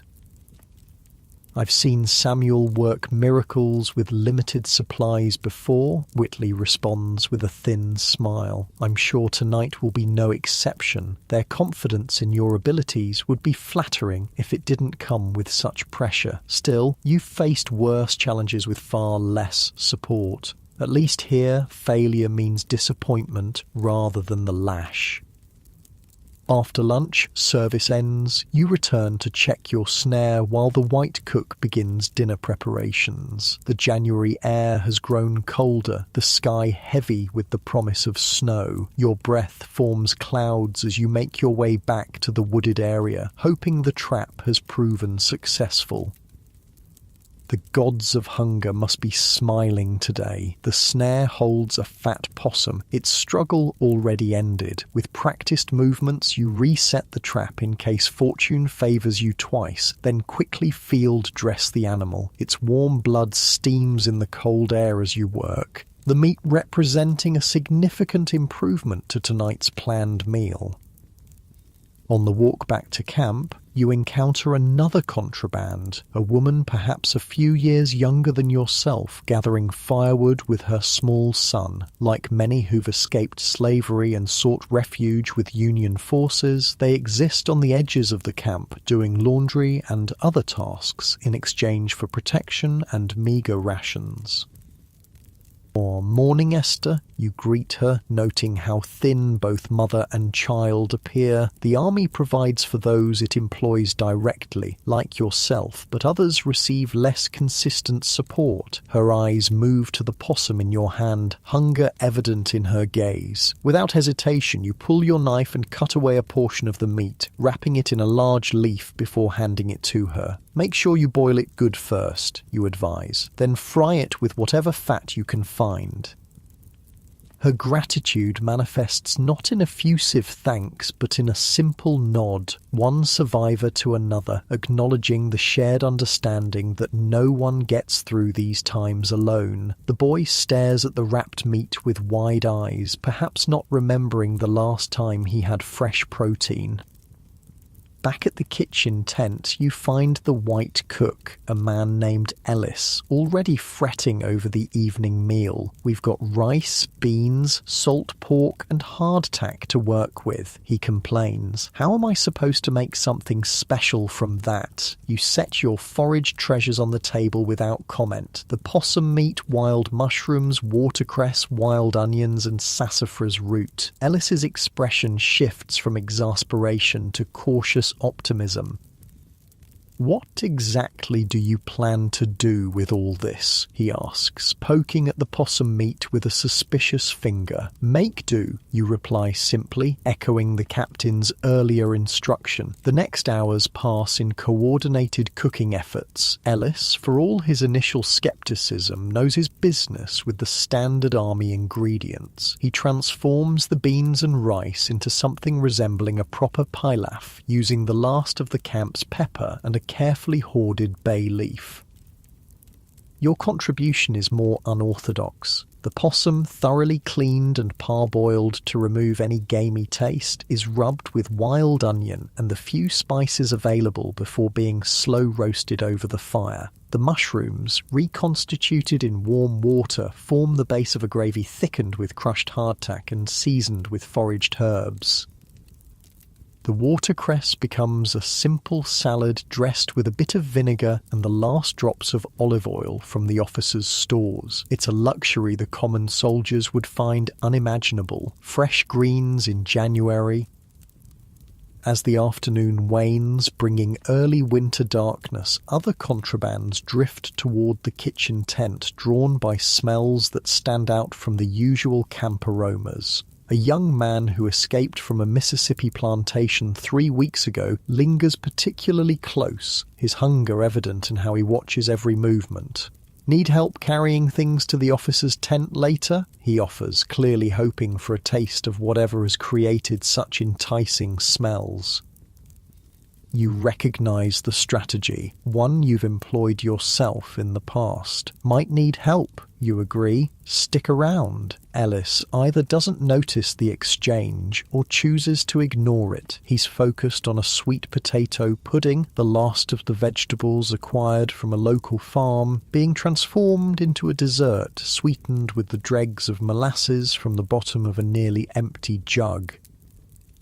As evening fully descends, the officers gather in their dining tent, which has been arranged as formally as field conditions allow. Mismatched plates and utensils have been laid out on a table covered with reasonably clean canvas, while lanterns cast a warm glow that masks imperfections.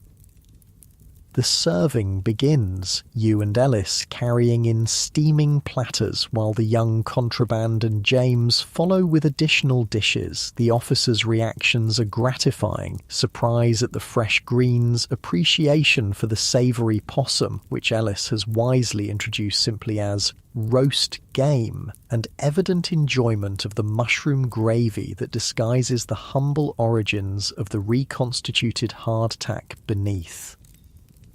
"Remarkable what your people can do with army rations, Whitley," comments General Porter, helping himself to a second serving of possum. "My compliments to your cook." "Samuel deserves most of the credit tonight," Captain Whitley responds, nodding in your direction.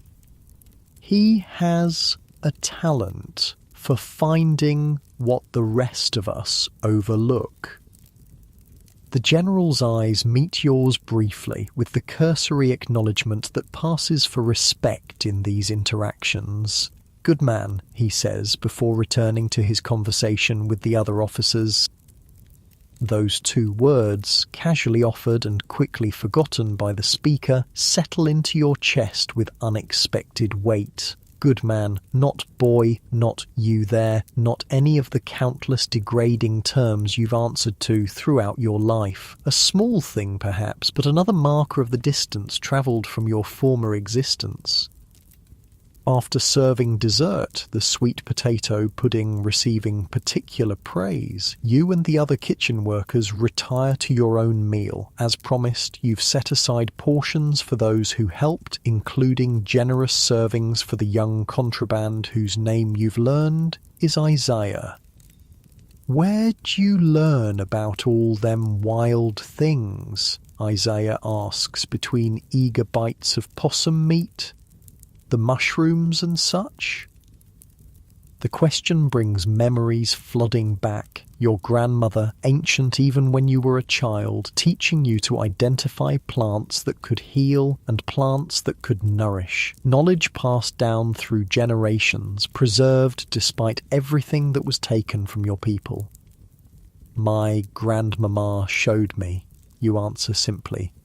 "She knew all the growing things and what they was good for, said it was important to remember 'cause such knowledge might save you someday." And it has, you reflect, not just by keeping your body fed, but by giving you value in this new, uncertain world. The ability to transform overlooked ingredients into satisfying meals has provided a place in the Union camp that offers more protection than many contrabands receive. The conversation turns to news that's circulating among the black workers and soldiers, rumors that President Lincoln's Emancipation Proclamation might actually be enforced as Union forces push deeper into Confederate territory. No one is certain what this will mean once the fighting ends, but the possibility of lasting freedom hangs in the air like smoke, sometimes visible and sometimes merely sensed.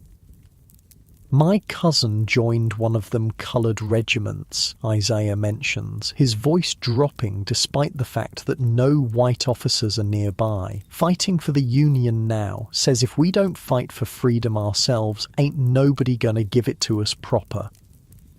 You nod, understanding his meaning. Though you've chosen to serve as a cook rather than a soldier, you've seen the black troops drilling at the edge of camp. Their presence represents something unimaginable just a few years ago. Armed black men in uniform, sanctioned by the government that had previously enshrined your enslavement in law.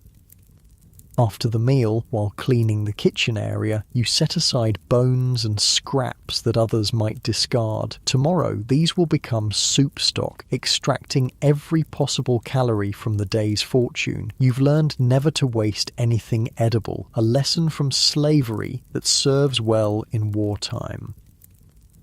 The night grows colder as you finally head back to your tent, bones aching from a long day of standing and cooking. Snow has begun to fall, delicate flakes catching in your breath as you walk carefully through the darkened camp. Inside the tent, your 3 tent mates are already huddled under their blankets, seeking warmth in shared body heat. You join them, adding your own blanket to the communal pile. Despite the cold seeping through canvas walls and up from the frozen ground, there's comfort in this arrangement. People looking out for one another, sharing what little they have.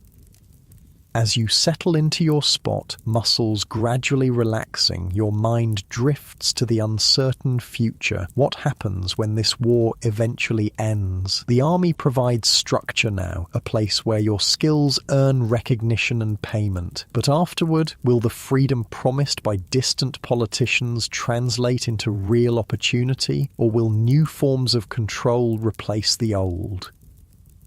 These unanswerable questions circle like hungry crows as sleep approaches. Your last conscious thoughts focus instead on tomorrow's tasks, checking the snare again at first light, searching for winter roots near the creek bend, perhaps teaching Isaiah more about identifying edible plants. Small, manageable plans that anchor you in the present rather than the uncertain future.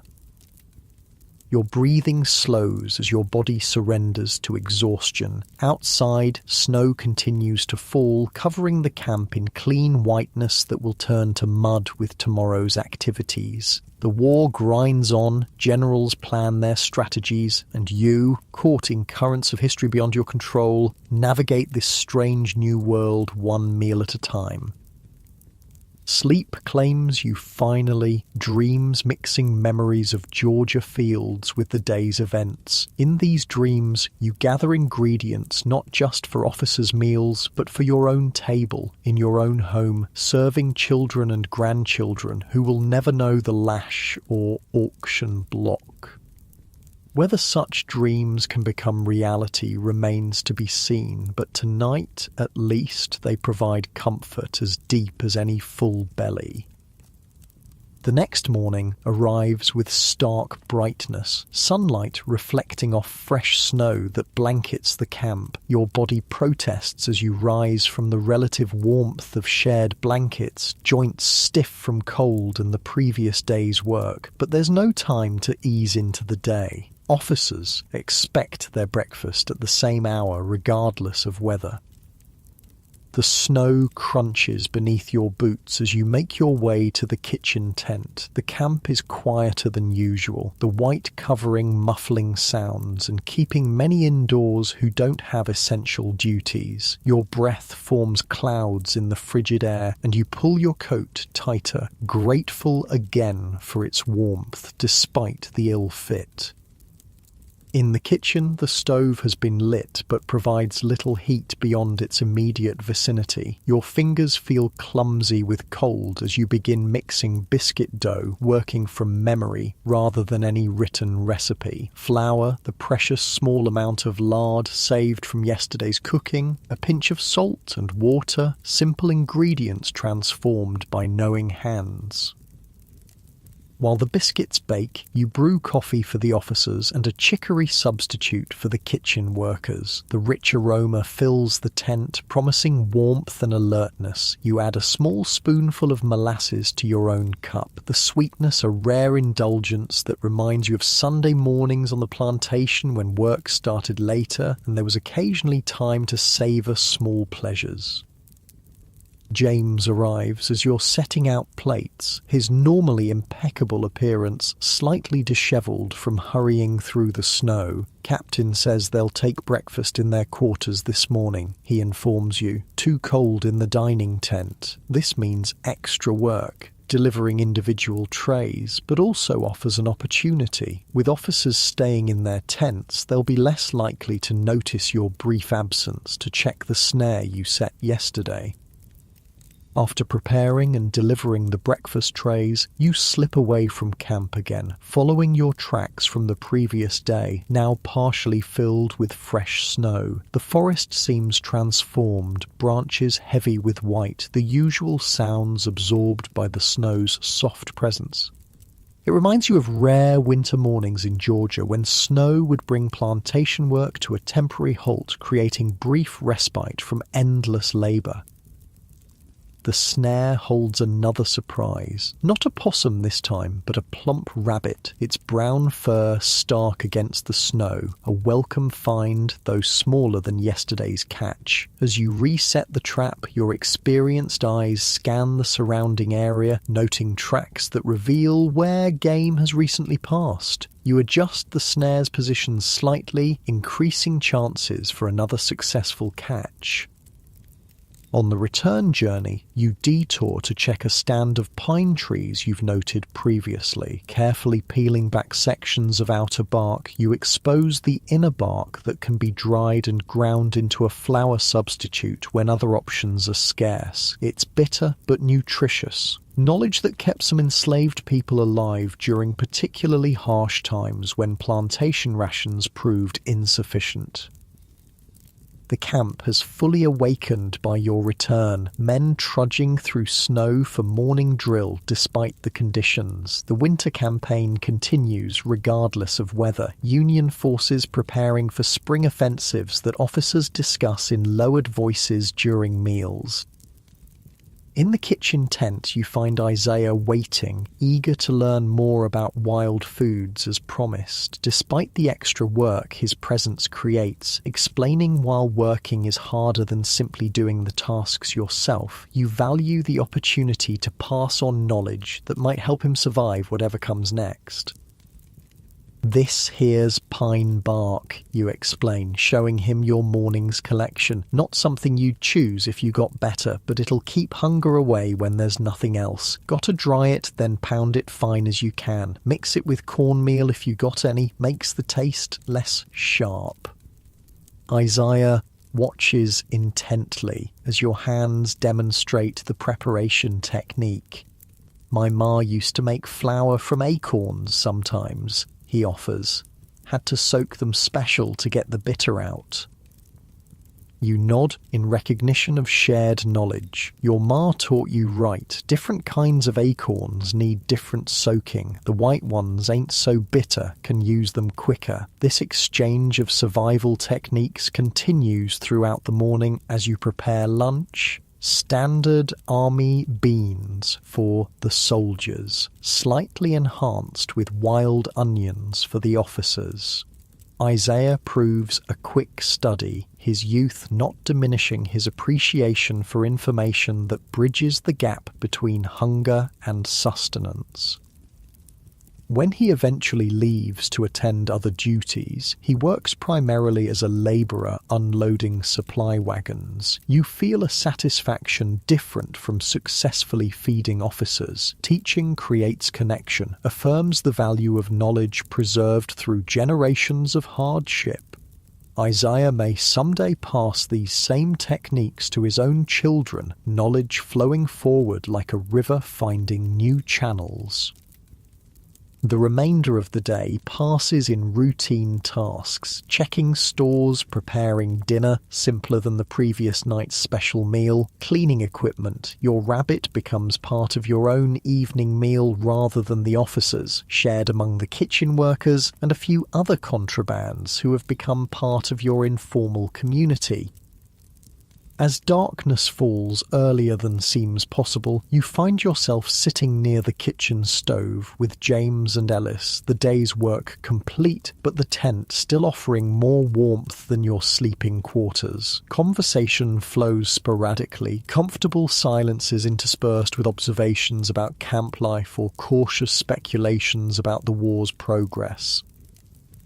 Heard tell of black troops being raised all through the north now, James mentions, his Boston accent becoming more pronounced when he's tired. Full regiments with coloured officers too, some places. Ellis shifts uncomfortably at this topic. Though he works alongside you daily, the idea of black men in authority clearly unsettles him. Captain says this war's about preserving the Union, not, he trails off, perhaps remembering belatedly that he's speaking to men whose entire existence has been defined by the institution he hesitates to name. Not making folks like us equal? You finish for him, your tone neutral rather than confrontational. There's no benefit in antagonizing someone you must work with daily, regardless of his views. The conversation lapses into another silence, this one less comfortable than before. Eventually, Ellis excuses himself to his own quarters, leaving you and James alone by the dying stove. He's not the worst of them, James observes after Ellis has gone. At least he looks you in the eye when speaking. You nod in acknowledgement. The spectrum of treatment from white soldiers ranges from outright hostility to awkward attempts at equitable interaction, with most falling somewhere in the uncertain middle, men raised with certain beliefs now confronted with circumstances that challenge those foundations. My grandmama used to say, "Judge a man by how he treats them, he don't have to be kind to." You reply, "Ellis treats us fair enough when work needs doing. That's more than some." The fire has burned down to embers, the tent's temperature dropping noticeably. It's time to brave the cold walk back to your sleeping quarters. You bank the stove carefully. Wasting fuel is an offence that could cost your position before buttoning your coat and preparing to face the winter night.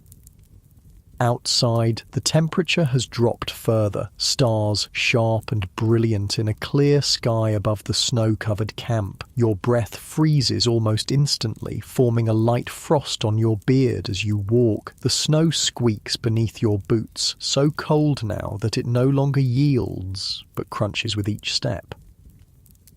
Halfway to your tent, you pause, struck by the incongruous beauty of the moment. The camp stretches before you, white and clean under starlight, campfires creating islands of golden warmth amid the silvery landscape. For a brief instant, the war seems distant, the questions about future freedom suspended, and you exist simply as a man standing beneath an infinite sky, connected to the earth and elements in ways that transcend the artificial boundaries humans create between one another.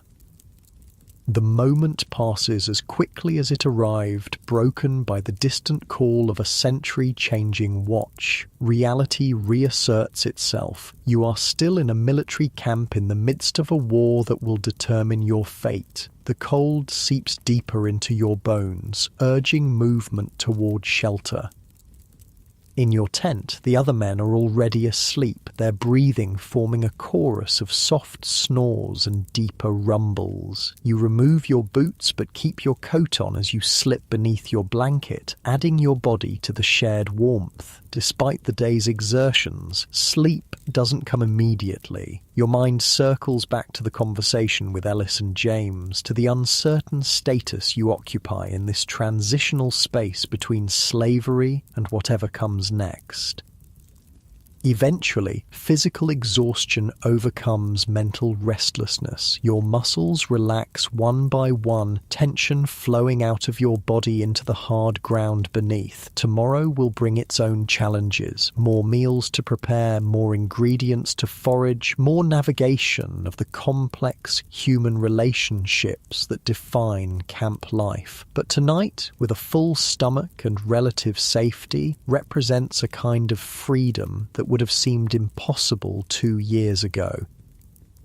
Your breathing slows, deepens, dreams approach, carrying you away from the cold tent and war-torn landscape. In these dreams, you cook not for officers, but for your own family, using knowledge preserved through generations to create nourishment from whatever the earth provides. The line between past and future blurs, ancestors and descendants gathering around a common along Philadelphia's busy streets, your wicker basket heavy with supplies for today's work. Your arms ache from carrying the load 6 blocks from the market, but you quicken your pace anyway. There's too much to do at the Sanitary Commission offices to waste time dawdling, even if your 35-year-old bones protest the rapid clip. 2 years into the war, your life has transformed from that of a comfortable merchant's wife to something altogether different. The comfortable parlour where you once entertained guests now serves as a staging area for donation boxes. Your fine china cabinet holds bandages and medicinal supplies instead of wedding crystal, and your days, once filled with social calls and household management, now revolve entirely around the war effort. You climb the steps to the converted warehouse that houses the Philadelphia branch of the United States Sanitary Commission, nodding to other women arriving for the day's work. Inside, the cavernous space buzzes with activity despite the early hour. Dozens of women sort donations, pack boxes, write letters, and coordinate the massive effort to supply Union soldiers with necessities beyond what the government provides. "Charlotte, thank heavens you're here," calls Mrs. Harrison, the iron-spined widow who runs this branch with military precision. "The Food Preservation Committee is meeting in 10 minutes, and we've received another letter from that Army surgeon in Virginia about scurvy cases." You shed your coat and gloves quickly, transferring your market purchases to the food preparation area before joining the committee gathering around a large table covered with papers, samples, and a map showing Union Army positions. "Ladies," begins Mrs. Harrison when everyone is seated, "we face an escalating situation regarding nutritional deficiencies in the Army of the Potomac. Dr. Moore reports 37 new cases of scurvy last week alone, despite our previous shipments." The news sends a ripple of concern through the group. Scurvy, caused by lack of vitamin C, though the scientific understanding of this is still emerging, can debilitate soldiers as effectively as Confederate bullets. Bleeding gums, loose teeth, joint pain, and weakness can render fighting men invalids if not addressed. "The problem," continues Mrs. Harrison, "is twofold. First, the Army's supply lines are stretched thin, with much of what's sent being diverted or spoiling before reaching troops. Second, the soldiers are trading or discarding the desiccated vegetables we've been sending because, frankly, they find them unpalatable." You think of the compressed vegetable cakes that have become a staple of Union Army provisions, dense bricks of dried carrots, turnips, cabbage, and other vegetables that can be reconstituted in boiling water. In theory, they provide essential nutrients in a form that won't spoil during transport. In practice, the resulting mush tastes so terrible that soldiers have taken to calling them desecrated vegetables. "We need alternatives," Mrs. Harrison states firmly. "Foods that provide the necessary nutrition, can survive transport without spoiling, and that soldiers will actually eat. Charlotte, I believe you've been experimenting with some possibilities. All eyes turn to you. Your recent work has focused on this exact problem, drawing on both traditional preservation techniques and newer innovations." You stand, smoothing your plain work dress, and address the committee. "I've been exploring several approaches," you begin, pulling samples from your basket. "First, pickled fruits and vegetables beyond the usual cucumbers, watermelon rind preserves, pickled beets and spiced pears all transport well and provide nutrients while being palatable enough that soldiers might actually consume them. You set out small jars containing each sample. The bright colours, ruby red beets, amber pears, translucent watermelon rind, stand in stark contrast to the utilitarian surroundings. Second, fruit leathers made by drying fruit pulp. These are lightweight, keep indefinitely if properly dried, and offer a concentrated form of the same benefits found in fresh fruit. They can be eaten as is or reconstituted in water. The leathery strips of dried apple and berry pulp earn appreciative nods. Unlike the army's desiccated vegetables, these actually taste good while providing similar nutritional benefits. Third, vinegar tonics infused with pine needles, which sailors have long used to prevent scurvy on long voyages. The taste is bracing but not unpleasant, especially with a bit of honey added. A small daily dose could help prevent deficiencies even when fresh produce isn't available. This more medicinal approach raises a few eyebrows, but the committee members are practical women accustomed to unconventional solutions in wartime. And finally, you continue, portable soup, a concentrated broth made by boiling down stock until it forms a solid cake that can be carried in a haversack and reconstituted when needed. With the right ingredients, it provides both nutrition and comfort. You display a small dark brown square that resembles nothing so much as a piece of shoe leather. Despite its unappetizing appearance, you know it contains the essence of vegetables and herbs boiled down to their most concentrated form, an 18th century innovation that's finding new relevance in this modern war. Mrs. Harrison examines each sample with the critical eye of someone who understands both nutritional needs and practical constraints. These all show promise, she acknowledges. The question becomes one of scale. Can we produce enough to make a difference? This is the perpetual challenge of the Sanitary Commission's work, the gap between good ideas and implementation on the massive scale required by an army of hundreds of thousands. Your own kitchen experiments are one thing, coordinating production among hundreds of Philadelphia households is quite another. I've prepared instruction sheets, you respond, passing out papers containing recipes and preservation methods. If each woman in our network prepared even 1 jar of pickles or 1 pound of fruit leather weekly, we could supply an entire regiment. For the portable soup and vinegar tonic, we might establish production centres where larger batches could be prepared efficiently. Discussion erupts around the table. Questions of containers, transport, distribution, and instructing soldiers on proper use. These are educated, capable women who managed households before the war and now apply those same organisational skills to sustaining an army. The logistical challenges are daunting, but not insurmountable. By meeting's end, a plan takes shape. Recipe sheets will be distributed throughout the city's neighbourhoods, collection points established for finished products, special packing instructions developed to ensure safe transport to the front. Your kitchen experiments have evolved into a coordinated campaign.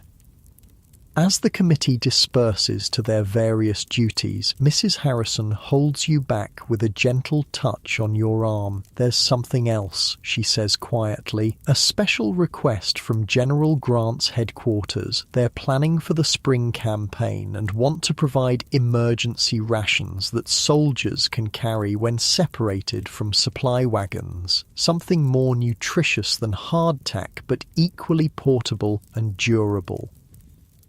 The challenge intrigues you immediately. Standard Army field rations, hardtack and salt pork, provide calories but little else nutritionally. Soldiers operating behind enemy lines or on rapid marches often subsist on these basics for days or weeks, their health suffering as a result. "I'll need to experiment," you tell her. "Perhaps something incorporating dried meat, nuts and fruit in a compact form. The pemmican used by Western explorers might offer a starting point."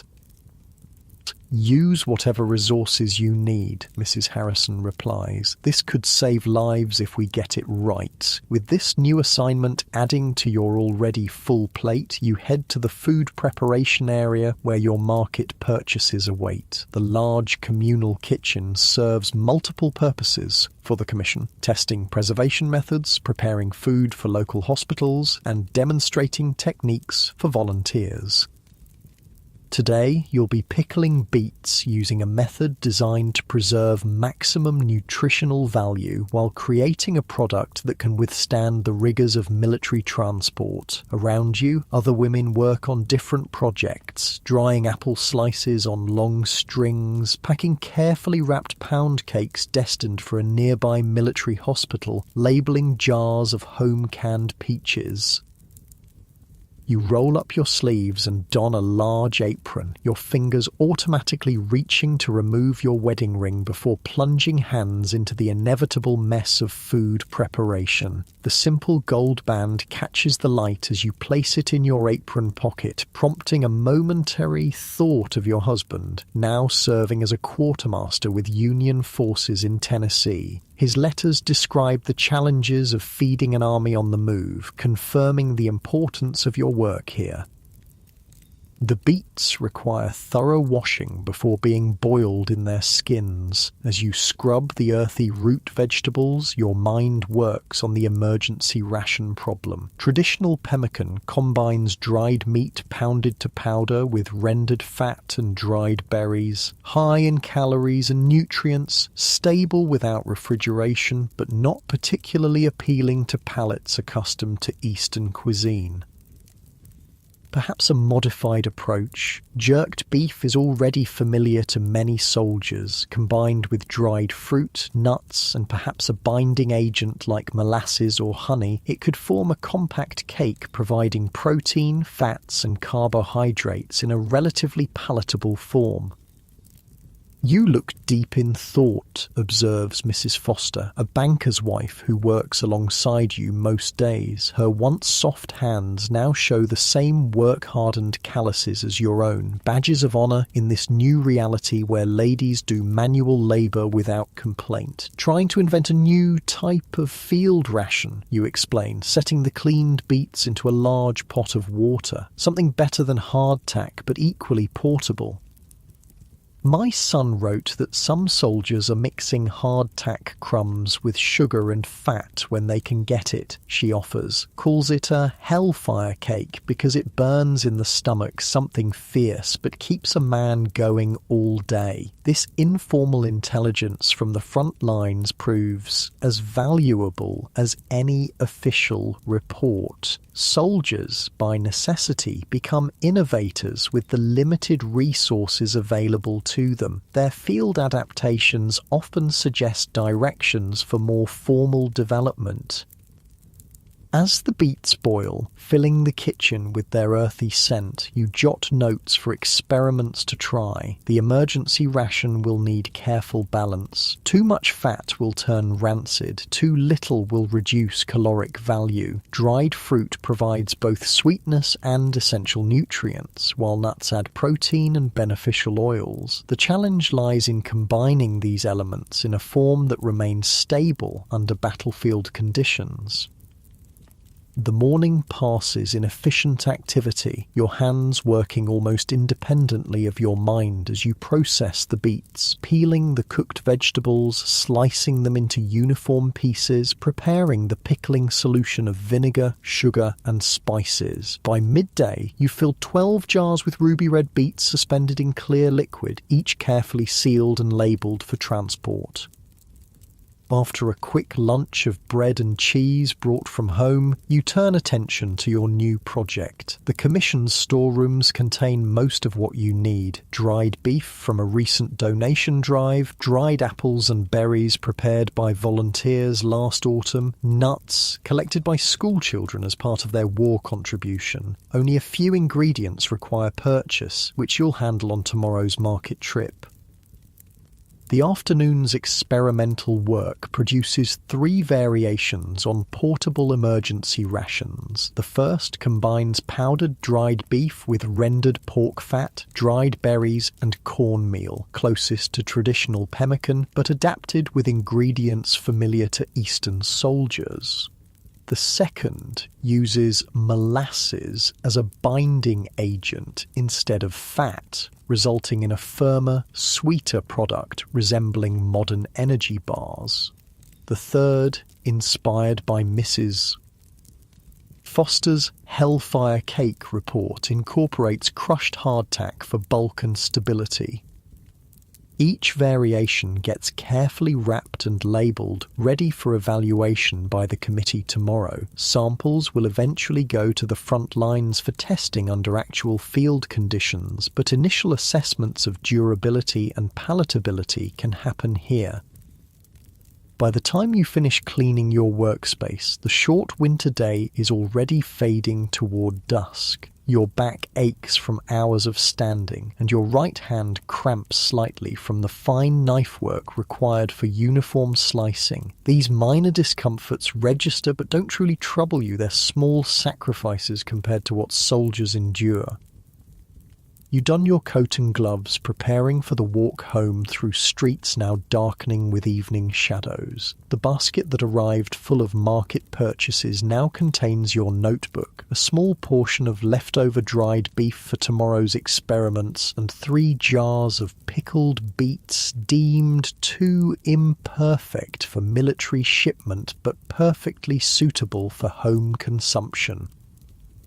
Philadelphia bustles with its usual early evening activity as you walk. Shopkeepers closing for the day, workers heading home, newspaper boys shouting headlines about distant battles. The war feels simultaneously ever-present and strangely remote, a paradox you've grown accustomed to over the past 2 years.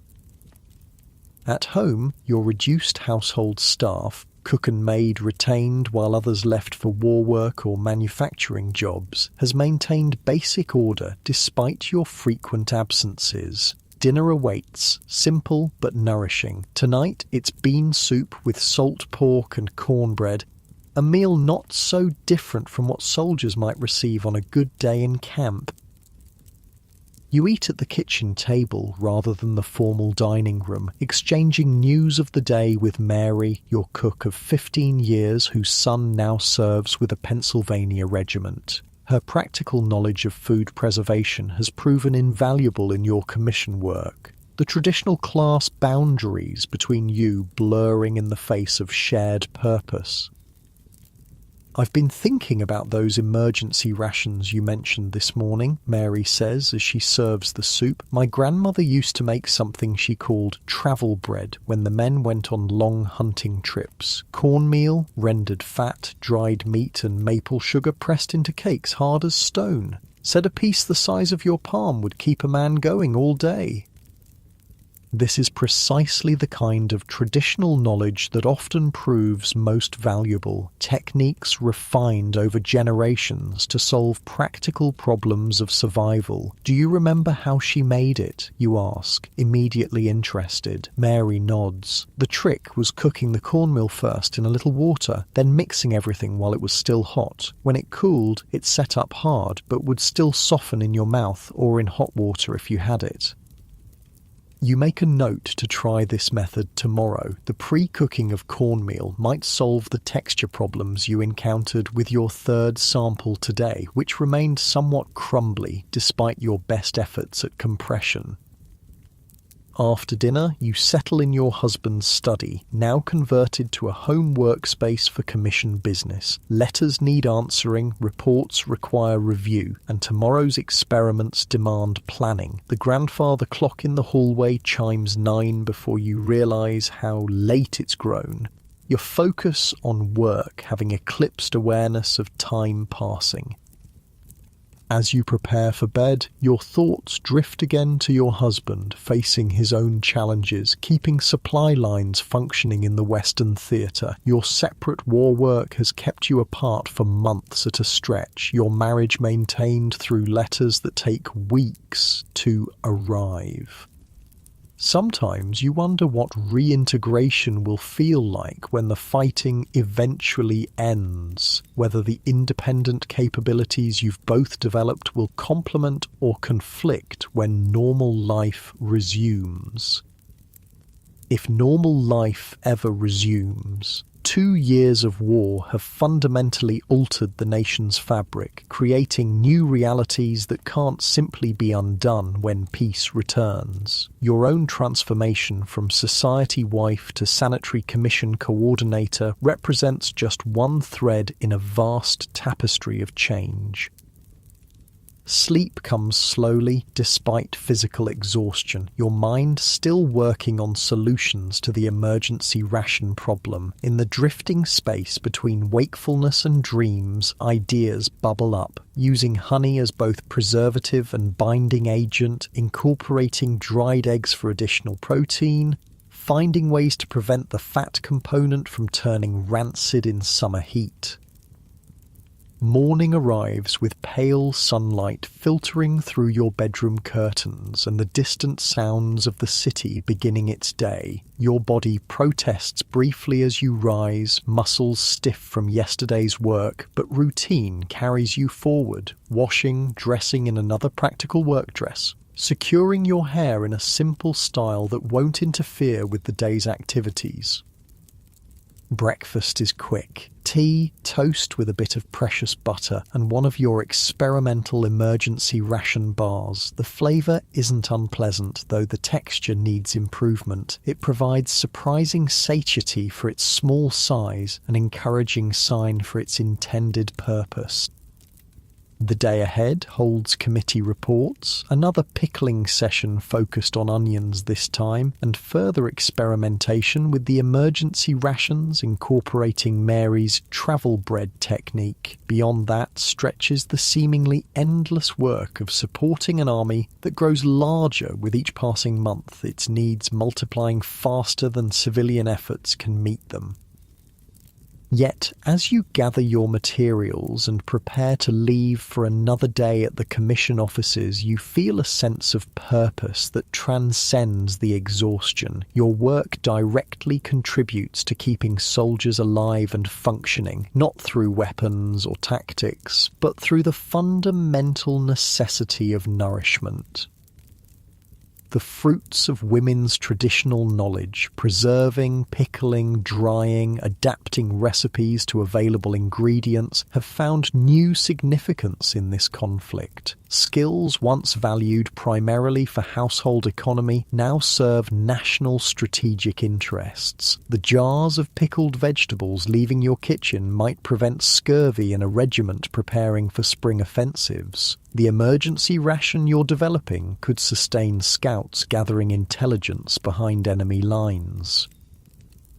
Outside, the March wind still carries winter's bite, but hints of spring appear in small ways, a few brave crocuses pushing through soil in your front garden, slightly longer daylight hours, birds returning from southern migrations. The seasonal rhythm continues, despite the human conflict superimposed upon it.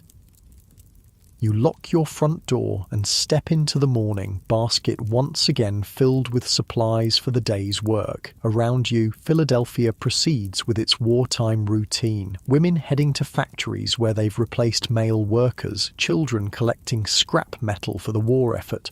Wounded soldiers on convalescent leave navigating streets with crutches or empty sleeves pinned to their jackets.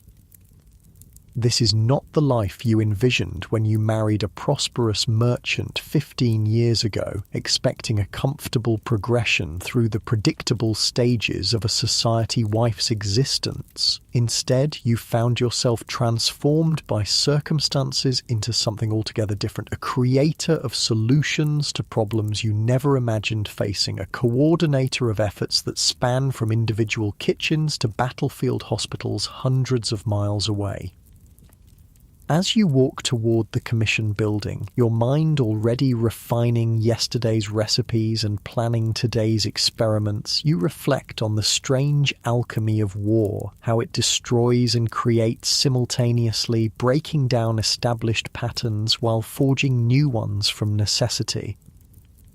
Your pickled beets and emergency ration bars represent tiny elements in this vast transformation, humble contributions to a conflict whose full significance remains beyond comprehension in the moment of living through it.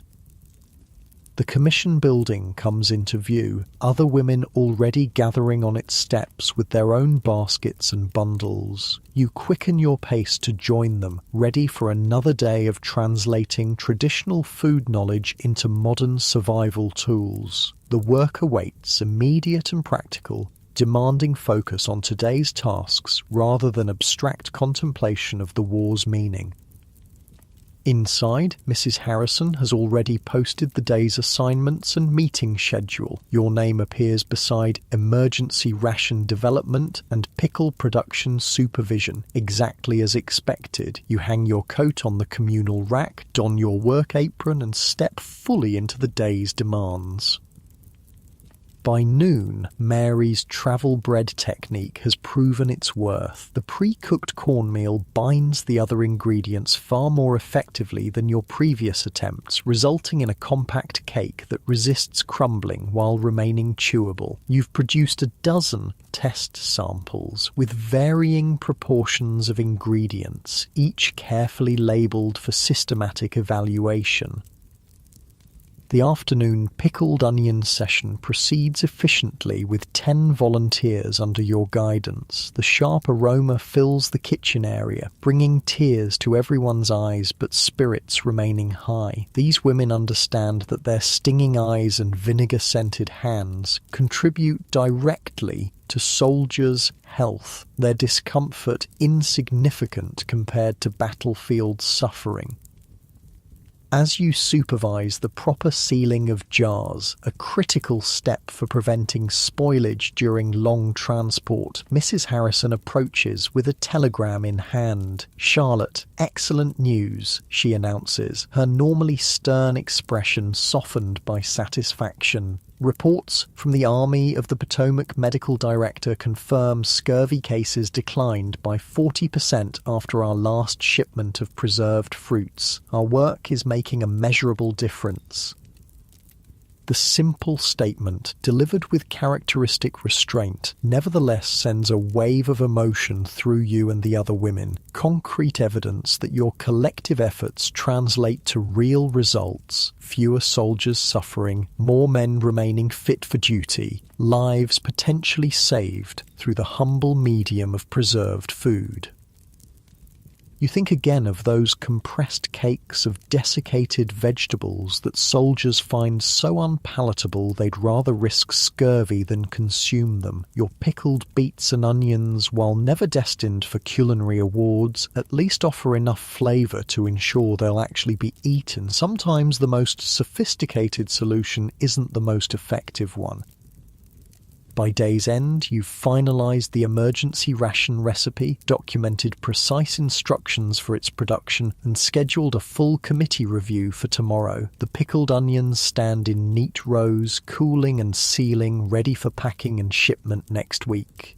Your market list for tomorrow includes ingredients for experiments with concentrated lemon syrup as a portable source of vitamin C.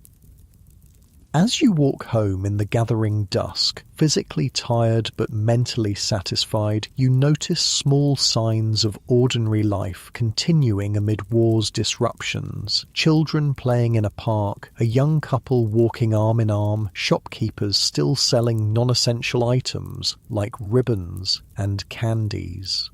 The human capacity to maintain normality within abnormal circumstances never ceases to amaze you. Your own life has found a new pattern too, different from pre-war days, but with its own rhythm and purpose. The exhaustion you feel at day's end comes with the knowledge of contribution, of skills applied to meaningful work. Your experiments with food preservation draw on centuries of women's practical knowledge, adapting traditional techniques to meet unprecedented needs. At home, you find a letter from your husband waiting, likely written weeks ago, but only now finding its way to your hands. You save it for after dinner, a private communion with his words to end your day. His descriptions of quartermaster challenges will interest you professionally now, not just personally. Another change wrought by your commission work. As you settle into your chair by the fire, letter finally opened and his familiar handwriting connecting you across hundreds of miles, you reflect on how food, its preparation, preservation and distribution has become a central battlefield of this war, one where women fight with ladles and pickling spices rather than rifles and bayonets. Your heavy eyelids begin to close despite your interest in the letter's contents. Sleep approaches rapidly, your body demanding rest after another long day. The last conscious thought before surrendering to slumber centers on tomorrow's lemon syrup experiments and the potential difference they might make for soldiers who've gone months without tasting anything remotely citrus. In your dreams, kitchens transform into laboratories where women in aprons create sustenance that flows outward to distant battlefields. Jars of pickled vegetables march in formation like soldiers, while emergency ration bars stack themselves into protective walls around vulnerable troops. The whimsical imagery contains a core of truth. In this war, food is indeed both medicine and armour, its proper preservation as crucial as any military strategy. So next time you can't sleep because your neighbour's too loud, remember those Civil War women who turned their domestic skills toward national salvation, one pickle jar at a time. Their ingenuity in preserving food during America's darkest hour ensured that armies could march, fight, and ultimately reunite a fractured nation. And that, perhaps, is something worth remembering when modern inconveniences seem overwhelming, how ordinary skills applied with extraordinary purpose can sustain us through our most challenging hours.